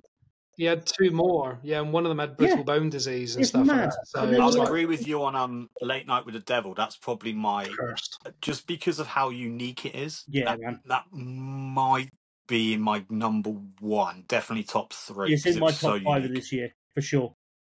What else have I got on there? Spoiler alert! I actually quite enjoyed with Sheldon from Big Bang Theory. Again, it's another gay one. I'm seeing that. That's a good one. Very sad. It's on. I want to say if you're a fan of gay films, Ross, if you're a fan of gay films, like All of Us Strangers. Which one? All of Us Strangers is brilliant. James hates it because he's homophobic, but got it, but never seen it. Homophobic, it's just bloody awful. All of Us Strangers is the best. It's a great film. TV after watching that. It's but amazing. Basically, I feel like it's not a great date movie, James. I think that's where you went wrong. I think if you watched it's not a good movie. It's just bad. Yeah, just don't take your missus to see that one, maybe, or a first date. Might not be a good idea. Too late. Too late. Got it. Got the T-shirt. He no longer has that girl. Love it. That girl did not hang around because he took her to a film where spunk lands on a shoulder. They weren't getting up to things in the back row. They were leaving. Long Legs is another one on my top list. And then you got Terrifier 3, which I just absolutely loved. What a film. Oh my god! I only watched the first 2 like a week before that one. Not a fan of the first one. Thought the first one was pretty shit, to be fair. The second one I loved. I thought it was so much fun. And the third one is that I think is also that also makes up my top 5. It's just I came out of that film with the biggest smile on my face, man. It was so good. Damien Leone needs someone watching him 24/7. I think. Yeah. Him and the bloke who writes Saw, they should not go unnoticed. Yeah, they should never There's meet. something wrong with them. They should never meet. It's funny you said that, Ross, because I've been talking about Terrifier for years. I watched the first one a very long time ago, like bootleg style. Nice. And basically, my opinion of the first one was I liked the fact they brought back special effects. The story made no sense. The LUT or filter they had on the camera, I couldn't get past. It just annoyed me because it looked like it was filmed on an old phone. Yeah. But I get what they were going for, a shock factor film. I get it. For what it was, yeah, right. Is it good? No. Is it entertaining? Kind of. Yeah. The second one, though, when they stylize it with the 80s stuff, that's right up my street. And So they got they started building an actual storyline with actual characters, which weren't just going to get killed in 5 minutes. That is cool. I haven't seen the third one yet. The third one is incredible. It's the violence in it, I think practical effects are brilliant. Yeah, they're so It's a better film overall, though. It's an actual good film. Yeah. The first one I wasn't a fan of because I hated the decisions they made. Like the decisions the girls were making. The second one's not decent. Pissed me off. The second one had good points, but it was long-winded. This film is just perfect. But we googled how much the first one cost to make. It was like 30 grand or something stupid like that. So we were like, "There's no way the actors got paid because it costs so little to make." Yeah. But I think we worked it out that it's one of the most. If you look at it, wasn't it on percentage-wise? It's arguably one of the most successful movie franchises in the history of cinema because of how many times it cost like X amount to make, but it made like 150 times more than what it. So technically, it's more spectacular than any Disney film ever made, or something stupid like that. We compared it to the biggest film of all time, which is in what's the Emotions film? Frozen 2, wasn't it? No, Inside Out 2. Inside Out 2. Yeah. We worked it out on a percentage-wise. Terrifier was better because of the percentage versus what it cost. But obviously, in pure volume, obviously it made billions. Bloody Inside Out 2. But it's funny that film that probably started as a joke. They did All Hallows Eve and another one beforehand, but the one beforehand it wasn't really Art the Clown. It was kind of like a variant. But All Hallows Eve was pretty disgusting, like a B-rated movie. They probably filmed on like a handy cam. And then they made the first one, it kind of got a bit of cult following. The second one got a really big cult following. And then the third one, the funny thing is, it's one of them films where everyone was super excited about the third one, and they'd never even seen the first two. Yeah, Has that ever happened before in a movie? We had so many people. When has a third film come out where most people 2 weeks ago hadn't even seen the first two? Yeah. It's like people have come out and said, that's because I understand that. And I'm like, well, have you seen the other two? They're like, no. I was like, well, what do you expect? Like, it's a whole storyline. Yeah, that's because you've missed. It had excellent marketing. Yeah. It also kicked Joker 2's ass, and that's why people were like, I'm going to go see that. It actually didn't, though, but no, it did. That was all very cleverly worded. It didn't beat Joker 2 at all. I think it did. It did better than Joker 2 after Joker 2 had already been in the cinema for 2 weeks. No, James, if you're talking about money made, Terrifier 2 made more money. If you're talking about making a profit and loss, Joker made a loss. No. What people were saying is that it made more in the box office than Joker. But what they actually meant was in Joker's second week, it outdid the Joker in the box office. But Joker had already been out a week. So it had its biggest week, and this was its second week, which dipped. That's kind of the way they market it. There's a new Joker in town or a new clown in town. But that's clear for a major blockbuster with Joaquin Phoenix. It's going to do more money than a film that no one knows about. Yeah, but that was how they're wording it. It's like outsold. It's out box office the Joker, but it didn't. Even the cinema had little stickers and stuff and saying, do not bring your kids to this film. If you're 18, it's not just an 18. Very clever, good marketing. Yeah, man. It was they were very clever with their marketing, Yeah. Ross, talking to like films that kind of blew people's expectations, do you remember a small, crazy, independent film called Colin that was about zombies? Yeah, I do. I was going to say Safe. Yeah, I do remember that. It's do you remember that? And that it was made for like 50 quid or 25 quid or something. Yep. And that became such a cult film. And I remember watching it thinking it was very impressive for the budget. Like, was it a zombie one? But look at Saw 1. How much did that cost? Yeah, it's the guy gets bitten and then the reason why it was clever was you cared about the zombie, which I'd never seen that side of things because we're watching Colin deteriorate. Yeah, there you go. Yeah, I actually owned that on DVD at one point.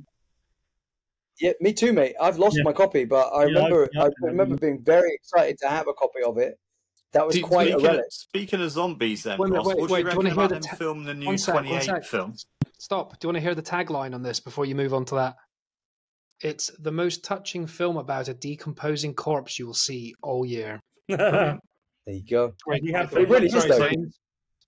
Ross, what about the new 28 film that's all filmed on an iPhone? Yeah, iPhone That's 15 Pro in the Max. next direction, isn't it? Yeah. Not sure how I feel about how they filmed it, but I love the fact that they're making it. I'm looking forward to seeing 28 it. years later. Yeah, man. And I only watched the first one again at the cinema when it came out earlier in March. We had it as a bring back one, and I genuinely the film is fantastic, but it does not suit a cinema screen. It's like it's too. Yeah, it hasn't aged well because it will probably pixelate, I imagine. Yeah, man, it looks so bad. It looked so bad. I was like, it hurt my eyes after a while. It was because it was so blurry. But great. I think it's cool they're filming it on a phone because I'm hoping it will inspire a lot of people to go out there and like try and make movies. Yeah, I think so. Because everyone has an iPhone in their pocket, don't they? Yeah.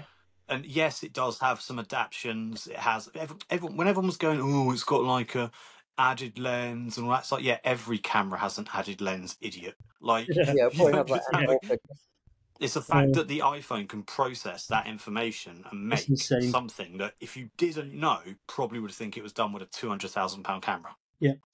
But I think it'll also add that kind of, because Danny Boyle goes for that kind of like hyper realism. And I think having an actual camera phone will make people feel it's kind of closer to them because everyone's so used to using them that it'll work. I'll say the opposite. It's not. I can guarantee you'll watch it and would not guess it was an iPhone because I've seen since the photos came out of the rig they're using. Yeah. Like some people have been online shooting film with their iPhone and the lens and the rig. Absolutely no way you'd know. It looks like you watch it and you think, oh, that's a professional film. It's but also, insane. they're going to have amazing cinematographers, so it's not going to look like someone that's just turned their phone on to do like a little TikTok video. It's the stuff you can do with your phone now, with the apps you can use for programming, the color science it's got, the lenses you can put on there. It's nuts. Yeah, it's insane. It is insane. My only fear is it's like when Blair Witch come out, and everybody, and like no one had ever done a found footage kind of film like that on a budget before, and that was a film like one of a kind. That film was a great film at the time, and it still is a good film. But the shit that followed that film that people thought they could make was just so bad. And I'm what like, about all the films like Friend Request where they're doing a group chat and then like they'll all keep dying and that, or they like they're all on like streams. Have you seen all them films? I've not seen that like one. Unfriended, I've seen, they're all on like a chat like this. Yeah, I've seen Missing and Searching, which was similar to that. They were quite good. They were filmed. There's ones that are like this. Yeah, that one was have you ever seen the best found footage film? The original found footage film, I'm going to say. I think it was the original. Cannibal Holocaust. Oh, yeah, I actually own it in 4K. Did you know that the director got arrested after the screening? Yep. Yeah, because they thought they didn't actually kill the cast. Because they did kill a turtle, didn't they? Which was questionable. But he thought they'd actually like murder people. Yeah. Yeah. The cast went into hiding, and they had to actually come out of hiding and say, "Whoa, whoa, whoa! What are you doing? Hold on, we're still alive. He's not actually killed us. It's just a film." And because you could arguably say the gregreatest director of all time. Because he actually got them to believe it was real. Pretty mad. It is pretty mad. But that was a time when I think people were more, not people in general. I think the governments and the people in charge were more gullible for that kind of thing. Because you only have to look at like the 1980s like video nasties craze when that was happening, and just the amount of stuff that was being taken away by mistake. Because things like probably some of that was real, though, wasn't it? Like, this again. But yeah, I get the found footage boom kind of went, but the amount of ones that are on like a web chat and some like sort of thing like drags one of them away or I quite enjoy some of them in a weird way because I know they're going to be bad, but I wanted to sort of see how bad they are. Yeah, it's because you're very limited to what you can do when there's people on a camera. Yeah, it's I mean, there's some really the Blair Witch was like a good one. Yeah, there are some clever ideas out there, but it's just when I don't know, man. It's like when they make films and they make too many of the same shit all the time. That's what does my head in, because it then dilutes from the original film, and you then look at the original film, you're like, oh, and you're just sick of it by that point. Have you seen Wreck? Yes, yeah, I have. REC. Yeah. Where they're in the big building. I think it's called something else in America. I think it's got two different names. There's a remake. It's about the firemen, isn't it? No, there's an Rex got a remake. few different names, and they're like the building gets shut down, doesn't it? Yeah, and it's like really good film. That they're good because they're generally Isn't that the firemen that become cannibals or something? Yeah, something like that. Yeah. Yeah, that's a really good film. There's but there was a remake, an American remake called Quarantine, which was exactly the same story. Okay. Just I remember. Yeah, the original one is foreign. Yeah. America always does that. It's like they can't be asked to read subtitles. Like they always they've remade loads of brilliant French films. Or like The Grudge, The Ring. Yeah. I mean, The Ring was okay. But I'm one of those people that doesn't really like reading subtitles. Yeah, with Naomi Watts. Yeah, that was all right. Can you remember, speaking of Japanese films, actually, Kev, I watched this with you. Can you remember Ichi the Killer? Yeah. That's a messed up film, man.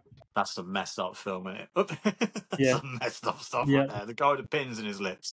Yeah. Yeah, you can't get away with it now. Did you watch Parasite, Ross? I've not seen Parasite, no. That looks good, though. Mate, that's amazing. That's on my list of ones to watch. Korean, isn't it? Yeah. Yeah. It won a few awards. That is purely incredible. Yeah, I love that one. There's a lot of films they could go back on and probably get away with remaking to the point where people forgot them or didn't watch them. It beat Tarantino, didn't it? Yeah. And when Bong Joon-ho won, he just said, "I can't believe I'm here, stood in front of so many of my heroes." And then that's amazing. He was kind of like, he was just such a kind of humble dude. And his new one, Mickey 17, looks amazing. That looks good. I was trying to remember the title. That does look good. I'm looking forward to what a cast. Yeah. And Kevin kept calling it Mickey 13. Robert Pattinson actually has got a really kind of cool accent because he sounds like geeky and it doesn't sound like him. If you close your eyes, you would never know that was him. Yeah. He speak like, "Hello, I'm Mickey." Here's a question, and I don't think we've brought up in 70-something episodes. Best remakes. Not reboots, so not like Jurassic World or like reboots. I mean, actual remakes. I'm going to throw one in straight away. Copy remakes. The Hills Have Eyes. That was a good one. When was the original Hills Have Eyes come out? Early 70s. So Wes Craven made the original one. Really? I didn't know that. Alexandra Aja made the remake, but it was produced by Wes Craven. So like he oversaw it as well. But that's a brilliant film. Wes Craven was Freddy, wasn't he? Yeah. They were creepy. Yeah. Oh, he also remaked A Nightmare on Elm Street as well. But that was bad. No, that's a remake. That is a pure remake. It is, but they're kind of almost reboots. They're not the same film. The best film that's a remake, and I don't think I even knew this until that recently, but The Thing is not the original Thing. The Kurt Russell one is not the original. There's a Thing prior to that. And it's done twice. So obviously we got a new one in the 2000s. Yeah. The one we know, The Thing, I think it's like 82. Yep. But there was a Thing prior to that. Well, no, I was going to say the second Thing is actually a prequel. So if you watch it before The Thing with Kurt Russell, because it's I can't remember, it wasn't great. The people on the helicopters or whatever, it's from their side, so you're seeing the chaos before the Kurt Russell gang bring that thing into their territory. I enjoy a reboot like Jurassic World and New Ghostbusters. I enjoy that. I enjoy a good reboot. Like Jurassic World, Ghostbusters, have a few. But remakes. I'm just trying to think. Yeah, I've got a few. So, you've got Texas Chainsaw Massacre with Jessica Biel. That's not better than the original. Get out. Suspiria. It was amazing. Have you seen Suspiria? I have. No. The horror film where they're like ballet dancers, and their bodies crack and just bones protrude out and they just fuck themselves. It's really distressing. It's like mental. I'm really thinking it. Yeah, I can't think of many. Bear in mind how many remakes are done at the moment. Like, you think... Alien Romulus, you can't a remake, in a way. It's not a remake. It's a continuation, isn't it? It's part of the story. Yeah. It's in between films. There's no other film that's exactly the same as Alien Romulus. For a remake, it has to be a carbon copy. It can't just be like a stolen idea. It has to be an exact copy. Well, none are carbon copies, but Roadhouse is basically... That's a remake. That was okay. Well, the original Roadhouse. No, the new one. The new one is the original's better than the new one. Yeah, it's not the Men in Black. They did it's new the new one's a remake, but the original one's better. They did a Men in Someone Black. said, do you want to watch Conor McGregor? Stop talking over each other. Sorry. It's like constant. Go on, Drew. Go on. Well, I was going to say they did a remake of a Men in Black with Chris Hemsworth and what's her name from. Again, I don't think that's a remake. I think it's the same universe. That was a sequel. Is it? Yeah. Yeah. What's her face? The Men in Black International, isn't it? That's called. Yeah, from the Thor films. Oh, they redid Ocean's 11. Yeah, that doesn't count. That was good. And Old Boy. Yeah, Old Boy was good. That's not really a remake. That's just like, let's just replace the cast with women. And No. Ocean's 11, the original, is a remake. The original was an old one, wasn't it? Yeah, because it was with Frank Sinatra. Yeah. Okay, and that's have one you of my noticed- favourite films, actually. Sorry, They've started to do All of them, with George Clooney. a lot of remakes are actually becoming television series now. So you've got The Jackal, Day of the Jackal, that was a film, but they're now turning a lot of films into TV series, which is quite interesting. Did they ever make a newer version of American Werewolf in London? They did American Werewolf in Paris. We don't speak of that. Because you that could wasn't get a remake. I was saying about certain films you could get away with remaking. I think that's one of them. There was rumours rumours that Max Landis, who is John Landis's son, was going to remake American Werewolf in London. And genuinely, if that little shit had gone anywhere near that film, I think I'd have tracked him down and killed him. There was rumours of it a few years ago, and it's gone away now. But he actually, to be fair to him, though, he did make found footage superhero film with Dane DeHaan. What was it called? Oh my god! They find they find something in the ground, and they end up being able to fly and get superpowers. Oh, what was it? Oh my god! It was only a few years ago. It had Michael B. Jordan in it as well. Hang on. Michael Basketball Jordan. Yeah. Chronicle. The Chronicle. Yeah, Chronicle. Oh, there has to be a caveat, by the way. When you say remakes, you can't count superheroes, because obviously Christian Bale Batman is the best Batman, but it's not a remake. They're different sections. Yeah, that's fair. Well, I was going to say, I would like to see a new American Werewolf in London, actually. Do any of you guys want a few bits of movie news? This is the movie news. He's in the new Batman film. Has he? Nice. 5 or 6 scenes, he said. Oh my god, the Penguin's a masterpiece. Yeah. Have you seen? Well, when Batman shows up at the end. Yep. I quite like that. Drew's like, damn, I haven't seen that bit yet. I've seen it all, guys. I'm not. Okay, when Batman shows up at the end, that is cool. I haven't watched. Have you seen the Now TV thing then, James? I've seen. No, I've seen bits. Ross, seen have you clips? seen the podcast we did with the guy from the Batman? No. Elijah Baker. We had an actor that was in the Batman. Wow, that's quite cool. He's also been in Danny Dyer films, amongst other things. He was one of the skeleton crew guys that. Cool. Yeah, he was one of the skeleton guys that fight Batman at the very beginning fight when Batman first gets introduced. He fights the guys in the underground, all dressed as skeletons. Oh wow! Well, you should check it out. It's a really good episode. He talks about the process and that. Yeah, Elijah Baker. It was probably like 15 episodes ago. Okay. It's more. You're doing like 1 or 2 a week at the moment, aren't you? 2 a week we do. Yeah. Oh, that's really impressive, man. Try to. Like, what's your viewership like now? How many listeners you got? I think we have 7. Is that including you? No, we passed 100,000 views on YouTube a couple of weeks ago. Wow. Yeah, it depends. But it's still modest. But we've been doing it since March. They don't always kick off till after a couple of years of doing it, unless you're already bloody famous or something like that. Yeah. But we get quite a lot of listens on the Spotify. I still don't even know how to find how many views we get on Apple and Amazon. There must be an analytics, mustn't there? So yeah, but we got quite a few on there. More than I would expect us to get. TikTok's good. YouTube and social media is a lot higher. TikTok's funny because we don't have really any followers, but we have quite a lot of views. Well, the Terrifier episode we did got 70 views on YouTube.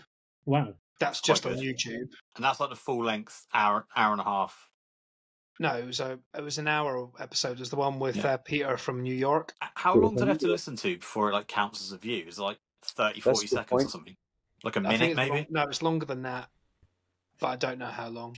Because we get good across the board. It's decent. It also gives me graphs of when it tails off or if they stick with it, things like that. Wasn't it 14,000 hours the other month? Or something stupid. Yeah, just for that 1 month, though. Yeah, it was like 14,000 hours listened to on one platform. That was YouTube. Not of all time. I think we were 8,500 hours last month. Our Deadpool and Wolverine episode got 2.2 thousand views, wasn't it? Yeah, that one was good. Yeah, that's just YouTube, not just our episode. Yeah, I think we average close to 10,000 hours played a month on YouTube alone. Wow. For a podcast, I think it's just hard in the sense that. Huh? You said, but still growing, still growing. Impressive, man. Yeah, like we always said, it's just for a laugh. You quite like the episode the other week. We had a Filipino comedian on called Joanna Pido. That was funny. And I don't know if you've listened to earlier episodes. We used to joke about this actor called Emmanuel Bonamy. Yeah, I saw and we actually got him on the podcast last week. Yeah, that's really impressive. Absolutely insane. We've been talking about him for 6 months. He was saying how he's doing NCIS Europe. He was the voice for Snake on the French version of Metal Gear Solid. The original. And he was talking about all these films, and it was just nuts that a handful of episodes in, we just picked up on his name because it was a really French name. We were kind of like not taking the piss, we were like running gag. Mentioned him like every episode for like months, and now like we hadn't managed to get him on. It was quite funny. He was super cool, actually. So did you reach out to him, or did he like find you? Someone else messaged him before on our behalf. Yeah, wow. Gareth messaged him saying, "Have a look at this clip." I deliberately didn't tag him because some of the stuff was not they weren't being polite because we liked the guy, but we don't know the taking guy. The piss out of French a bit. So James was being rude about French people, which you do, and we just joked. We didn't take anything seriously. And then Gareth sent a clip saying, "Check this clip out. They mention you." I was like, "Gareth, you fucking idiot." He listens to this, by the way. Gareth, you're a brilliant genius. But at the time, I thought you were an idiot because I was like, I don't think we say nice things. But luckily, it was a clip that was all fine. And then I messaged him saying, "Hope you don't mind." And he was like, No problem. It's really funny. I was like, shit, okay. He actually messaged back. So let's see if I can get anything out. I didn't want to take all his time. So I said 10 minutes. I'd love if you came on and shot all my guests. Not guests, all the hosts. It's like, could you come on for 10 minutes and just shock everyone, ask you a couple of questions, and we'll leave you alone?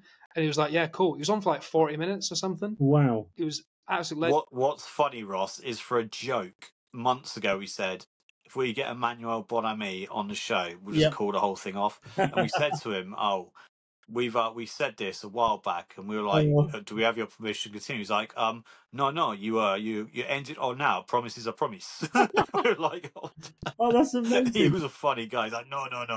Oh, love proper piss taker, yeah. Yeah, he was really funny. On your blurb that said that that was your last ever episode, and I was like, "What?" And then I read on. I was like, "Oh, okay, fair enough." So that was he was a really good laugh. Great accent as well. Nice. That's so cool, man. Well, so anyway, I was going to say, like, I've got a few bits of movie news to mention. There is Denzel Washington's being confirmed for Black Panther 3. Nice. I haven't seen any of the Black Panther movies, actually. One's brilliant. Two was amazing. Not great. Yeah, I'm not a fan of What's 3 going to be like then? Do people care anymore about Black Panther? Because he's not Black Panther anymore? Well, that was the point of number 2. It was too much of a memorial rather than being... Yeah, everyone sort of said that. It was a bit like... You know, maybe I have seen one, actually. That might be unfair. Maybe I have seen one. The problem is with me, I don't know if you're like this, Ross, but I struggle to get excited about superhero films that are superheroes I didn't know who they were when I was growing up. Like Miss Marvel or Doctor Strange. I'm like, bothered. I'm exactly the same. Like, whereas Batman, Spider-Man, I'm all over it. But all these new ones, well, they're not new. They're obviously old. I just didn't know who they were. But I'm not that fussed. Yep. I'm looking forward to Kraven the Hunter. That looks good. But I really am, because I like Aaron Taylor-Johnson. Yeah. And weirdly enough, Reef loves Craven. How he's even knows who he is, I don't know. We were in a toy shop like 2 years ago, and he was like, "Oh, that's Craven the Hunter," and I was like, "Who the fuck is Craven the Hunter?" I was like, "How do you know that?" To be fair, the film has been advertised for a few years now. I think it's been stuck in development. Oh, I saw the trailer like over a year ago. Yeah, it got delayed and delayed and delayed, and I have a horrible feeling it's going to be a piece of shit film. But at the same time, I like the look of it, because the guy that's directed it has directed a film called Margin Call, which I loved. And I know nothing about Craven. I don't know if he has superpowers or anything like that. I'm deliberately not looking into him. Well, that's what I was saying before. Like Craven the Hunter, I remember watching the trailer a couple of years ago, whenever it first happened, and it just looked stupid. Yeah. So I ignored it. And then I was watching a film in the cinema about a month ago, and a trailer came on, and it just was like this gritty action film, and it had Aaron Taylor-Johnson just cropped up, not straight away. You didn't see Aaron Taylor-Johnson for a little bit, and then he was dressed normal, like in a suit or in a shirt. I was like, this is more Bond-esque than anything else. This looks fucking cool. What is this? And then it goes a little bit batshit at the end. I was like, actually, like a genuine film.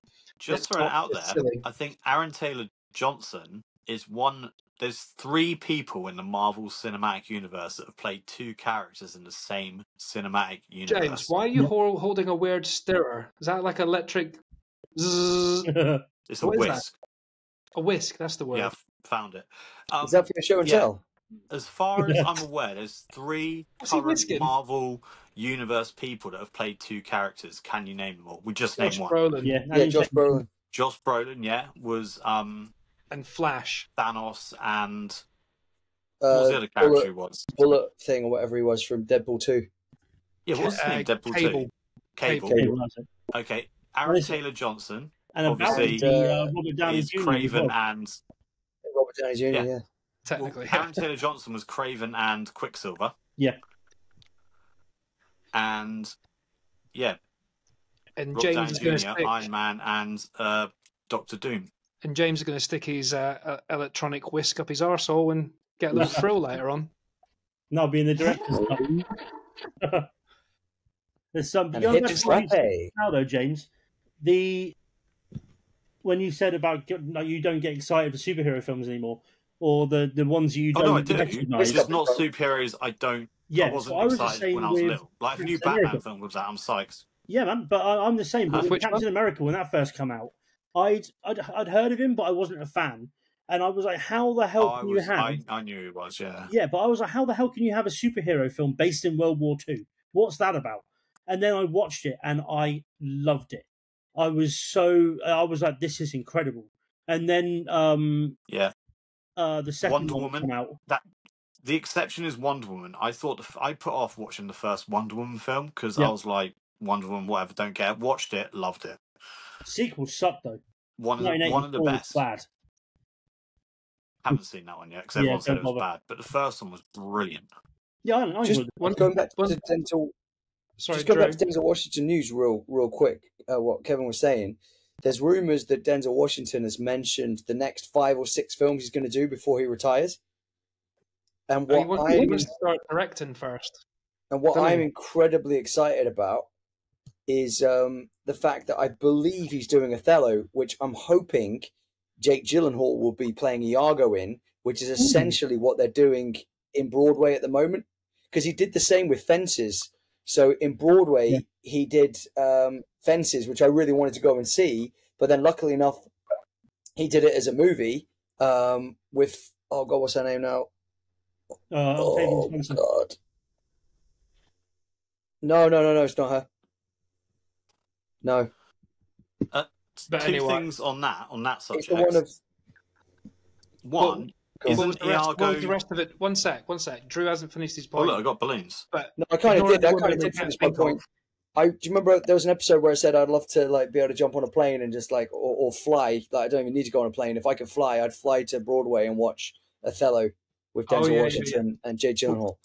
So what I'm saying is... Two things on that then. I read the same thing, but one, is Iago not Javar's parrot on Aladdin?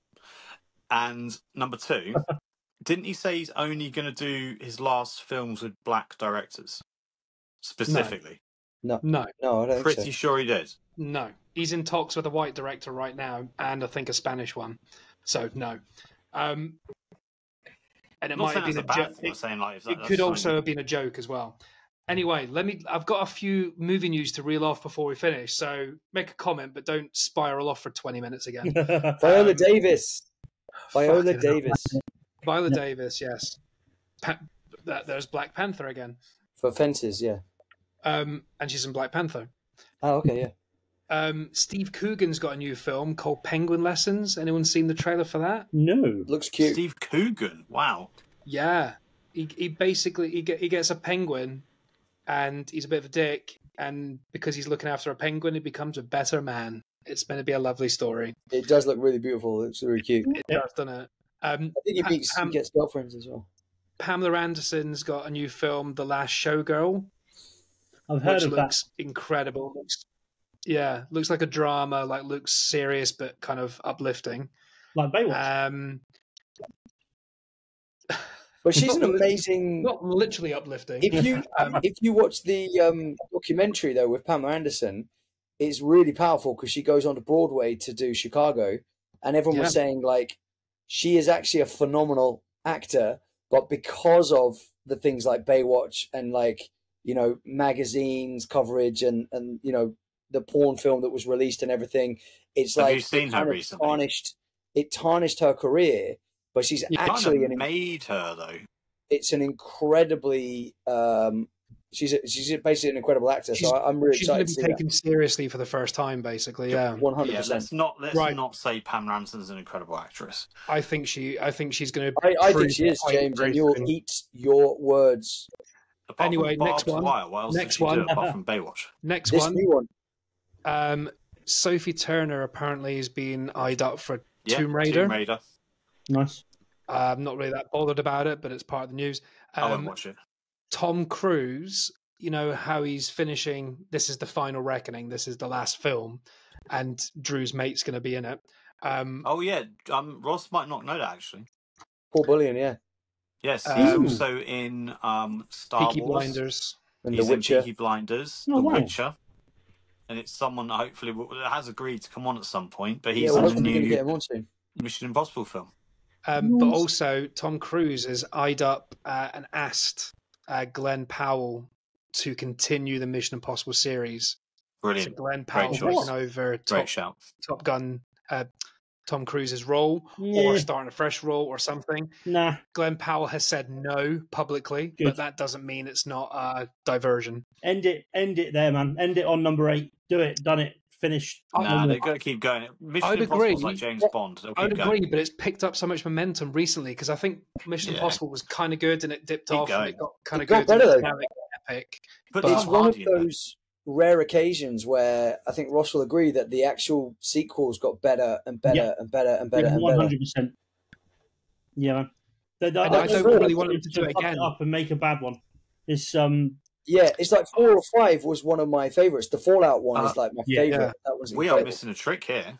But in reality, I don't want to talk about this again. But Bond, we bring it up a lot and we talk about it a lot, and I don't want to talk about it at all. But I think Bond should just end. Like, who cares anymore? Yeah, man. Mission Impossible outgunned it. Yeah, and so many other things. Taylor Johnson isn't doing Bond. Put him in Mission Impossible because he is money. But so is Glenn Powell. Taylor Johnson's more of a believable action badass. After that train film, Bullet Train. Yeah. That was wicked. Glenn Powell is... Glenn Powell, for me, is still falling into the rom-com kind of guy. I think that's where he's falling. No, he's not. He's just done one. Doesn't mean he's in it. Anyway, he has that. I'm not talking about this. We talked about far too many. Like, people listening will get bored of this shit. I'm not talking about this either. I'm just mentioning it. Blade, Mahershala Ali. It is still happening. It's back on. Jesus, that's gone through more directors than I've had on meals. No one cares. Yeah, Kevin Feige has said that it is back on. It's going to happen. No one's watching that. A couple of series. The Bear 4 is being greenlit. What? Euphoria 3 has been greenlit. It's epic. Those series get better and better. Okay. and Alien Earth, which is a TV series about actual Ridley Scott's Alien. Yeah, it's on What's that going to be on? Yeah. Apple TV? Disney Plus. Disney? No, that's on a strange channel. Oh, is it? Which channel? It's on a strange one. It's like Sky Education or something weird. Sky. Oh, I thought it'd be on like Apple or something. Yeah, I did. I No, it's on a really weird channel. It's like Sky Discovery or something. It's a really weird channel. It looks amazing. And the last one is a new film that's coming out. I'm really excited about, a film called Carry On. It's got Jason Bateman. Yeah, Jason Bateman and Taron Egerton. That I mentioned good. it to Michael. You and he sold goes, me at Taron Egerton. He goes, what? So basically Die Hard 2, because it's Taron Egerton is baggage handler putting things through the X-ray machine at the airport, and he gets an earpiece, puts it in his ear, and it's Jason Bateman as a think terrorist, but we don't know. Saying Taron Egerton has never done anything bad. Yeah, and That's Jason so Bateman good. as well, who also is amazing. But he just goes, the next bag that goes through, you have to do nothing. Let it go through, and that's it. That's the end of your job. But obviously things don't go to plan, and he has to prove that he's serious, so things go shit up. It's a weird comparison. What's that called again? Carry On. Yeah. But it's like a phone booth in an airport, if you've seen that film, with Colin Farrell. Me and Drew rented Phone Booth and watched it twice in the same day. Nice. Straight after each other. And Remember they made love 3 times. And a dinner. Voice on the phone. Watched again. It's so good, man. It's such a good film. It's but it's similar in a kind of in a small way that he's got an earpiece. He's listening to someone on the other end of a phone, telling him what he has to do. Otherwise, something will happen to one of his family. So it's kind of similar in that sense. More than Die Hard, maybe. Yeah, and a little bit of speed as well, Taron actually. Egerton at work today. Yeah, and saying how good is he? Like he did bloody Elton John. He's done Eddie the Eagle. He's done Kings. He's so good. Yeah, I love him. He did that one. Was it Blackbird? Oh my word, he was jackamified in that as well. Oh, the TV series. He is amazing. Yeah, he is so I need good. to finish that. That was good. Very good. How did you not finish that? How did you even stop yourself, Ross? That's insane. So good. I lost my subscription to Apple. And then he's also on a program called I don't know if you guys seen it on Apple, Tetris. That's Is that I thought it was a movie. Yeah, it's a movie. It's a movie. Yeah, it's a movie. About the game. Because if you didn't know, the game Tetris that came in your Game Boy is the Russian game with red square, and if you actually complete the game, you shoot a missile off. Yeah. I don't know if did you ever complete, Ross? You like sort of guy that completed Tetris? No, man. If you beat the game in Game B, at the end of it, you fire a missile, a Russian missile, into the sky. I hope that happens in real life, though. That would be the funny part. That just somewhere some random missile goes bloke on his Game Boy beats Tetris, they shoot a nuclear weapon. It's like a rocket. If you Google it, like Tetris rocket, no one ever. It's the maddest like game. In fact, no one ever knows. If you play Game B, where you have a certain level you have to hit, you will fire off a rocket at the end of it.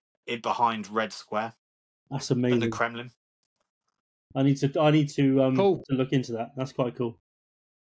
I'd recommend. Have you seen before we go? Oh yeah, go on. Oh no, I was just going to say, have you seen the film Blackberry with I don't know, I forget who's in it, but that was a good one. About the phone. Yeah. Yeah, it's meant to be quite good. Yeah, it's been on TV early, but about the actual phones. Yep. Yes, it's how they come about. So it's similar. It's in the way that obviously you don't know about Tetris in the background. You don't understand the full background of how the Blackberries come around. It's really good. Well, there's a company called RIM, R-I-M. How what? What? RIM. The company that made BlackBerry were called RIM. It was You're a RIM. Fucking RIM. It was a RIM BlackBerry. That was the company that made them. R-I-M. RIM. Everyone needs to see this. Penguin. Such a good show. Yeah, remember, I used to work in phone shops, so yeah, it was a RIM BlackBerry. Wow. And one app destroyed their business. Random fact of the day. What? WhatsApp Messenger. Oh, right. Because everyone used to want a BlackBerry so they could free message their mates on other things, and WhatsApp come out and you could free message on every device, and that was the end of the BlackBerry. There we go. There you go, random bit of tech nerdy stuff for you. Some bit in that's good. Bit of a random. Ross, before we go, one question. What is the best part of your job at the cinema? What is your favourite part of doing that? Serving you guys. Eating all the nachos that Pete didn't get sold. Yeah, is it the films or is it the free food? It's the films. It's getting the free films because we get as employees we get unlimited free films, so we can watch as many as we like. And then for our friends and family, we get 12 per quarter for free. So basically one a week. Wait, sorry, who? What was that? 12? Yeah, we get 12 per quarter, so which works out either one a week, or you can use them as much as you want in that time. So you can use them like 2 at a time or 3 at a time or whatever, but you have 12 per quarter to use, which is quite cool. And we get... what you're saying is you're giving us free cinema tickets. You have to come in with me.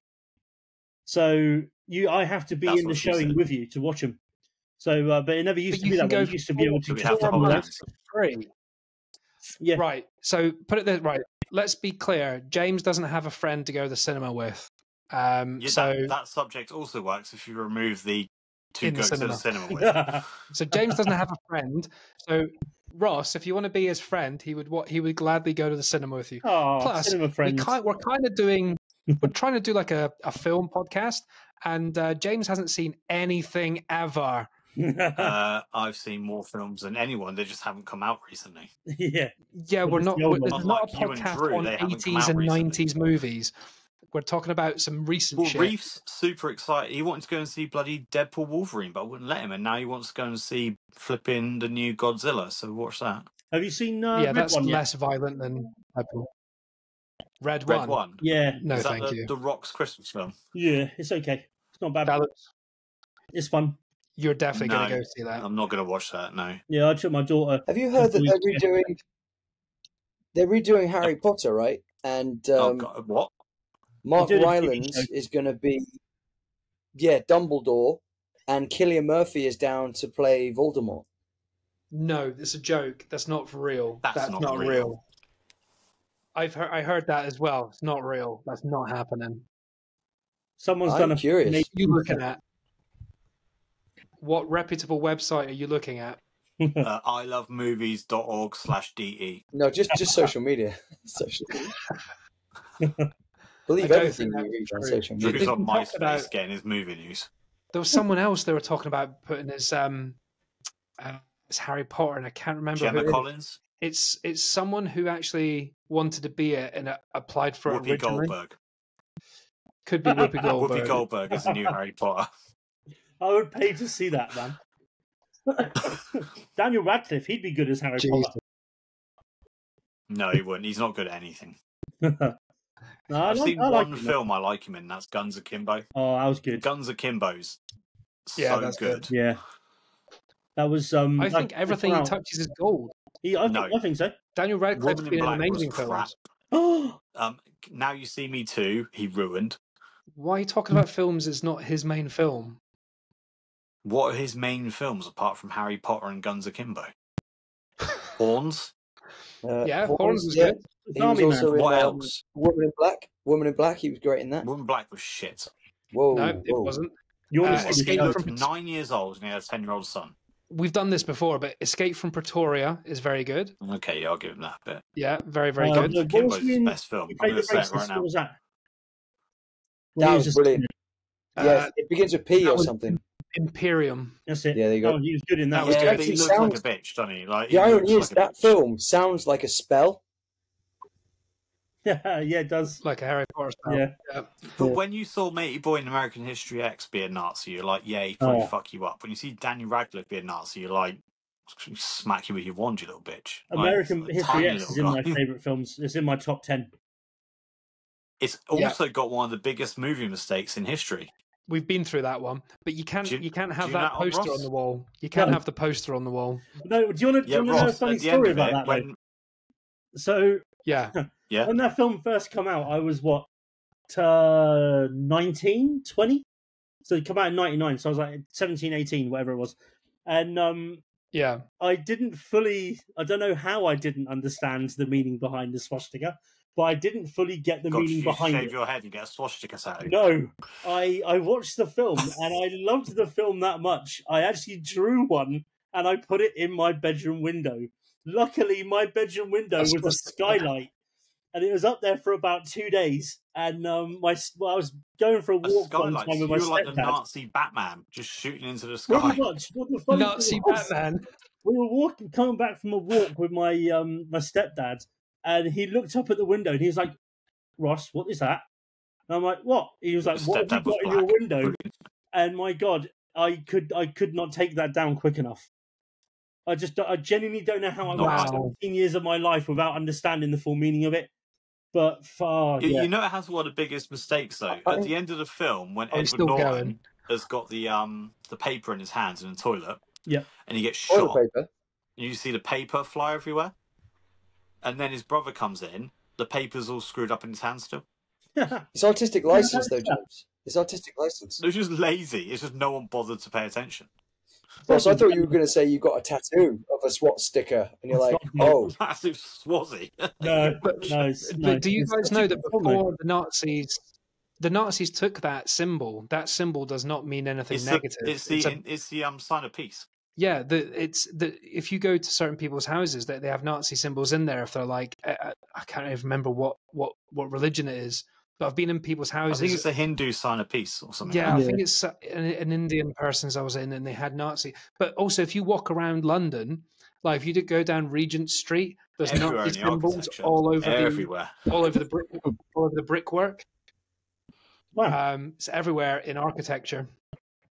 So the Nazis took it and ran with it, but it's not actually a hateful just moved sign. his camera around now. He's got a full-on SS uniform and a tiny little gas chamber. Have you ever seen? Well, I went round to someone's house. You ever seen the episode? When he's got the square of dirt. What is a square of dirt? Yeah. So funny. Oh, after the Chinese bit, yeah. That's genius. So good. But I was in someone's house the other day, and they were going to sell their house, and he's got this like cool office, kind of like mine, but he's got like DVDs on one side, vinyls on one bit, and posters in another section. And he's got a big sort of American History X poster on one of the shelves, like a framed one. And I was like, and he goes, "Is there anything you think I should do before we sell the house?" I was like, "Yep, I love that film, but please remove it before any photos are taken, because it is mainly a Nazi symbol and a skinhead. Yeah. People won't know what that means." Oh, it's the Buddhist sign of peace. Sorry, I just remembered Buddhist. Oh, and a side note, I went to someone's house the other day as well, and we've marketed their house. And someone came back, and the feedback was not, "I didn't like the house." It was, "I was offended because there's a gollywog on the fireplace." There was some paraphernalia. It was a big gollywog. So we had to remove it. It's in the photos as well. Jesus. Thank you. Jesus. People have no idea. Paraphernalia on the side that we don't like. But this thing, that shouldn't affect him buying the house. I'm going to leave it. No, but it wasn't good. We had to tell the old lady to take it down, and she was offended. She was like, "I've been to my mate's there's nothing wrong with it." And she had a mug with a gollywog on it. It's like that used to just be standard on marmalade. Yeah, I was on a holiday last year to Whitby. I go to all the cool places. I went to Yorkshire. No Bahamas for me. I went to Whitby and went there, and there was like a little serial killer. Kev just goes to local Nazi locations. It's where Bram Stoker's originated. It's got all the steps and the Abbey. It's got Bram Stoker shit everywhere. But I went to one of these little places with the sell, tat, and they had hundreds of gollywogs. I would have bought musicians doing stuff. Put on the Christmas tree. This is horrendous. Like, actually, you remind me of something, Ross. There's one film I'm genuinely buzzing for, and have been for 6 months now since I saw the first trailer. Like, I have never been this excited for a film, I don't think, ever before in my life. The new Nosferatu. That looks good.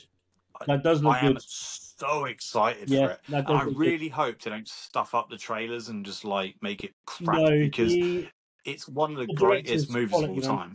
The guy that directed it, someone Eggers, I forget his first name, but he made The Lighthouse, and that's a good film. So I think it's in good hands. I think they could have an absolute masterpiece on their hand. I'm so excited. Yeah, it looks good. To have the nuts to recreate Nosferatu. Yep. Actually, that's a good point. Nosferatus in there. There's one with the screams, one without. James watched The Lighthouse before watching Nosferatu. Have you seen the original Nosferatu? Because there's two versions. No. One has the screams, one doesn't. Oh, okay. So it's like there's two versions of it. From like, I don't know, when was do that wanna film? give it a Like go. 1652? It's one. I've got such an extensive list of films I need to watch that is one of the films. Nosferatu, I'll be making a cinema trip. I'll be buying the popcorn bucket. I'm going all in. Why don't you two arrange a mandate and make sure and speak to Ross first, so it's not in screen 5, whatever that means, and Ross can make sure it's booked for a needs to correct come down day. and visit screen 5, doesn't he? And also, Ross probably knows where to seat because you send me pictures when you're in the cinema. You know, like I have my specific not seats prepared. that I sit Yeah, in. I I do. sit in front of the balcony. You know, so in front of you there's the balcony Yeah, sort of yeah. edge. That's where I like to sit. Yeah, But also, you pick bad a seats. few rows back. Yeah, Yeah, but I choose where I sit. yeah, but Yeah. these boys went to see Longlegs, like we discussed before, but they went to the smallest screen, and where did they sit? At the very back, so the screen just that wasn't our even option. more. Though. That was actually really sold out, so we Yeah. didn't have much option. But normally I'll Fair sit enough. in front of the bit with the balcony, so you can put Yep. stuff on it. Fair play. I always sit behind the. There's a block of 4 that always get blocked off because they're the manager's seats, and I always sit behind them because there's no one sat in front of you then. Because we don't sell. Is that what that the is? front of the balcony. Right, stop for a second. Ross, those 4 seats that are blocked in a screen, is that what that means? Yeah. So Yep, what does that mean? That you guys can walk in any time to watch? No, basically they're there for any issues. So if someone like double books or someone needs to move seats in like a really, really busy screen, then we've always got them 4 seats there that we can just put someone in. So yeah, they're there for emergencies. Because I sit next to them usually, so that I know I've got no one next to me, and then I move one seat into them, so I've got space either side. No matter what. Behind them, so Can we tell Ross about the situation the other You're day? interrupting. One sec. He's explaining the important thing. So I shouldn't do that. Basically, is what you're saying. No, that's fine. It's I mean, we very, very rarely settle them anyway because they're there purely for an emergency. So yeah, I mean, if you do sit in one, then and then they're needed, then they'll come along and let you know. But I've had a pop at people that have been sat in them before because I book purposely behind them so that I can put my feet up. Because if I'm sat for too long with my feet on the floor, my legs, like my left leg, starts to really hurt. So I always put my feet up, so I've got the leg room. And then someone comes in, and I actually had a pop at a woman once because she sat in front of me, and I was like, "You can't sit there." And I was like, "Yes, I can." I was like, "No, you can't." I said, "They're reserved. Management sell them." And she was like, "I'm pregnant. I have to sit here. Your management put me here." And I was like, "Okay, cool. That's fine. Didn't know that. I will just sit back down and shut up." So yeah, that's Ross, did you see? Kev should share a photo with you from the other week where he booked a seat in a cinema. The only seat booked in the entire cinema was just Kev. The only one booked out. Then he sends us another picture of someone else that's booked a seat right next to him, right behind him, mate. That happens all the time. All the time. There was Last 2 week people in the whole cinema. did that. I mean, I don't understand it. It makes no sense. Terrifier. Oh, it's weird. It's like we had a screening last week where the entirety of the right side was available, and there was about 15 people in the screen, and all 15 people decided to sit within several seats of each other on the left-hand side. But it makes the no mentality sense. to have one person in the whole screen. Yep. And then you sit right behind them. It's stupid, man. I didn't tell you the funny thing is that because I knew about that just before I sat down, I moved one seat to the left because it was an empty place. Do you know where they sat? They didn't look at their seat because they just knew they'd sat behind me, so they still sat fucking behind me. So they sat in the wrong seat deliberately behind me. Like they knew what they were doing. You should have tested the multi-pack of skips and they were winding Kev up for days. Oh, yeah. No, I did. amazing. I moved 2 seats down. I pretended to go to the toilet when the things were on the beginning, and then moved. I'd be like creeped out. I'd be like, "Have I got a stalker?" Yeah. Oh, and it was a woman. It was a youngish, young for me, like early 30s, maybe late 20s. Like she wasn't like it wasn't like an old man or anything like that. Just talking crazy people in cinema.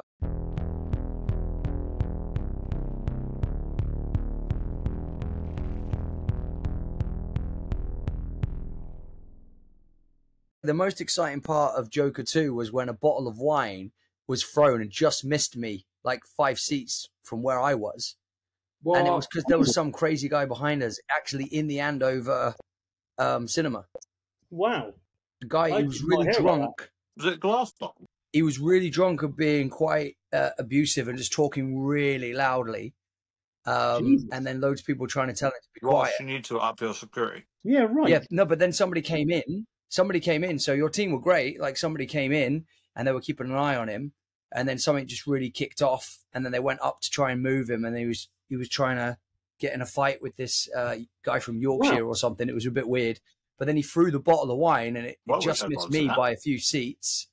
And I was like, whoa, that's the most exciting thing that's happened in Joker 2. Was it James because Lady Gaga came on the screen? I don't know what it was. Yeah, I don't know if it was just like he was just so angry that it was like, not another song. But yeah, it was pretty intense. And I thought that's when I should have gone to those 4 chairs you talked about. Yeah. So I was just like, he must have snuck some glass bottles in, because I'm pretty sure you don't have glass. No, we decant it into like plastic cups. So yeah, so he probably got his own wine from plastic cups. Well, yeah, they don't check bags. He got his own wine from Asda's, like a real, like a real scallywag. Like, it was very strange. It didn't seem like the kind of person to drink wine as well. So this guy's kicking off and being a bit of a rude boy, and then he throws a bottle of rosé, and I'm like, what? Like, this doesn't figure. What the hell? No, it's like one of might as well have been Lambrini. Like, one of the maddest things. Well, we had when I forget what film it was. A few months back, basically, we had a really busy night, and we had someone was in screen 1, and they were watching a film, and I was stood by the down by the counter, and I heard a loud bang. I was like, "What the hell was that?" So I walk up the corridor to see what's going on. This guy comes around the corner, comes literally storming at me, and I'm like, "Okay," and I was like, "You're right, dude," and he's like, "No, I'm fucking not, mate." And he walks past me. I'm like, my colleague's just behind me, one of my female colleagues. I looked at her and I thought he's going to kind of go for her. He walks around the corner. All of a sudden, I hear a loud clatter. He's actually got his arm and he's whacked all of our special edition tins on the floor. A load of water bottles flown everywhere. Kicked a yellow water sign thing and stormed down the stairs. I carried on walking down the corridor, went to the screen and realised that the loud bang was he'd actually smashed one of our windows. So he'd come out of the screen, kicked the door that hard, it went against the wall and actually hit a bit of metal we had on the wall, smashed the window. And we were like, oh, what the hell's gone on? His mum then follows him out, says that he's got issues or whatever. So we're like, fair enough. So he then gets escorted out of the building by one of our colleagues. And then about 10 minutes later, we're clearing up the mess, and a guy comes out soaking wet, and we're like, "What's gone on?" And it turns out this guy was in the screen, and he had kicked off at someone in front of him. The guy had asked him to be quiet during the trailers or whatever. This guy had then kicked off, stood up, poured his popcorn over him, went down, grabbed the guy's drink, threw it down him, and then stormed off. And this was in a screen of about 15, 20 people maybe. It was mad. Absolute madness. This kid was just like, I don't know how the guy that was there didn't kick off at him. And everyone in the screen was like, this guy just stood up and he just literally was so calm, turned around, told the guy where to go, sat back down, carried on watching the film. And it's like, this guy was huge. Wet? Yeah, he just sat down. He come out to us and apologized for the mess. And we're like, why are you apologizing? We gave him a free drink or whatever it was that he'd spilt. But it was insane. Absolutely insane. That sounds a bit like the guy that was in the Joker too. That whole scenario. Yeah, it could have been. I mean, it wasn't that long because it wasn't that recent. This was back in before the summer. But yeah, I forget what film it was now. It was a busy one. I want to say the same guy. He just comes back to smash inanimate objects. You should have seen what he did to the parking sign. Jesus. So that's the thing. It's mad, man. He was just a proper nutter. But I think it might have been the night that you guys were in watching Longlegs. It might have been that same night because it was really busy. And we'd had literally a screen full of kids had just gone in about 20 minutes earlier. And we were quite lucky that he kicked off in Despicable Me. Yeah, what film? I forget what film he was watching, but it was, it's not important. But he completely lost the plot. But insane. This is insane, man. Guys, talking These about are the stories we want. You need to remember some more, and then we'll get you on again to chat more about this shit. We love this. secret stories of cinema. That'd be good. The stories behind the cinema. I did tell Ross to keep them for, I did tell Ross we'd keep them for 1 to 1.5 hours, and it's verging on 3. 3:40 now. This is almost one of the longest episodes, Ross. So yeah, so we'll have to end it because some of before us it becomes biblical. Well. Yeah, right. Love it. Thank you so much for joining us, Thank Ross. you. It's been a pleasure. And it was a privilege as well because we were going to get you on very early doors about 40 episodes ago, but it didn't work out, and then we had other guests booked, so we couldn't rebook you quickly enough. So glad we could make it work. And it was fantastic. Yeah, so if you're up for it, we'd definitely love to have you back on again. Yeah. Perhaps if you're interested, towards the end of the year, end of December, and we can do a proper run through of the best films of the year. That'd be cool. Since you've kept the list. Yeah, so me and you will actually know what we're talking about. Yeah, that'd be good. At least us two. You guys will be able to talk about it because at the moment, Ross, unless you could put in a word for Brighton, my cinema is a building site. You say that actually. One of the guys that we've got working That's in a Orlando is euphemism from when Brighton. he says his cinema's a building site. By the way. Yeah, one of the guys Brighton, in Andover is actually from the Brighton Cinema, and he's working with us for a few months because of because it's going to take 2 months. So it's been I don't know how long. No one knows. No idea. I mean, he's been down. It's just like already.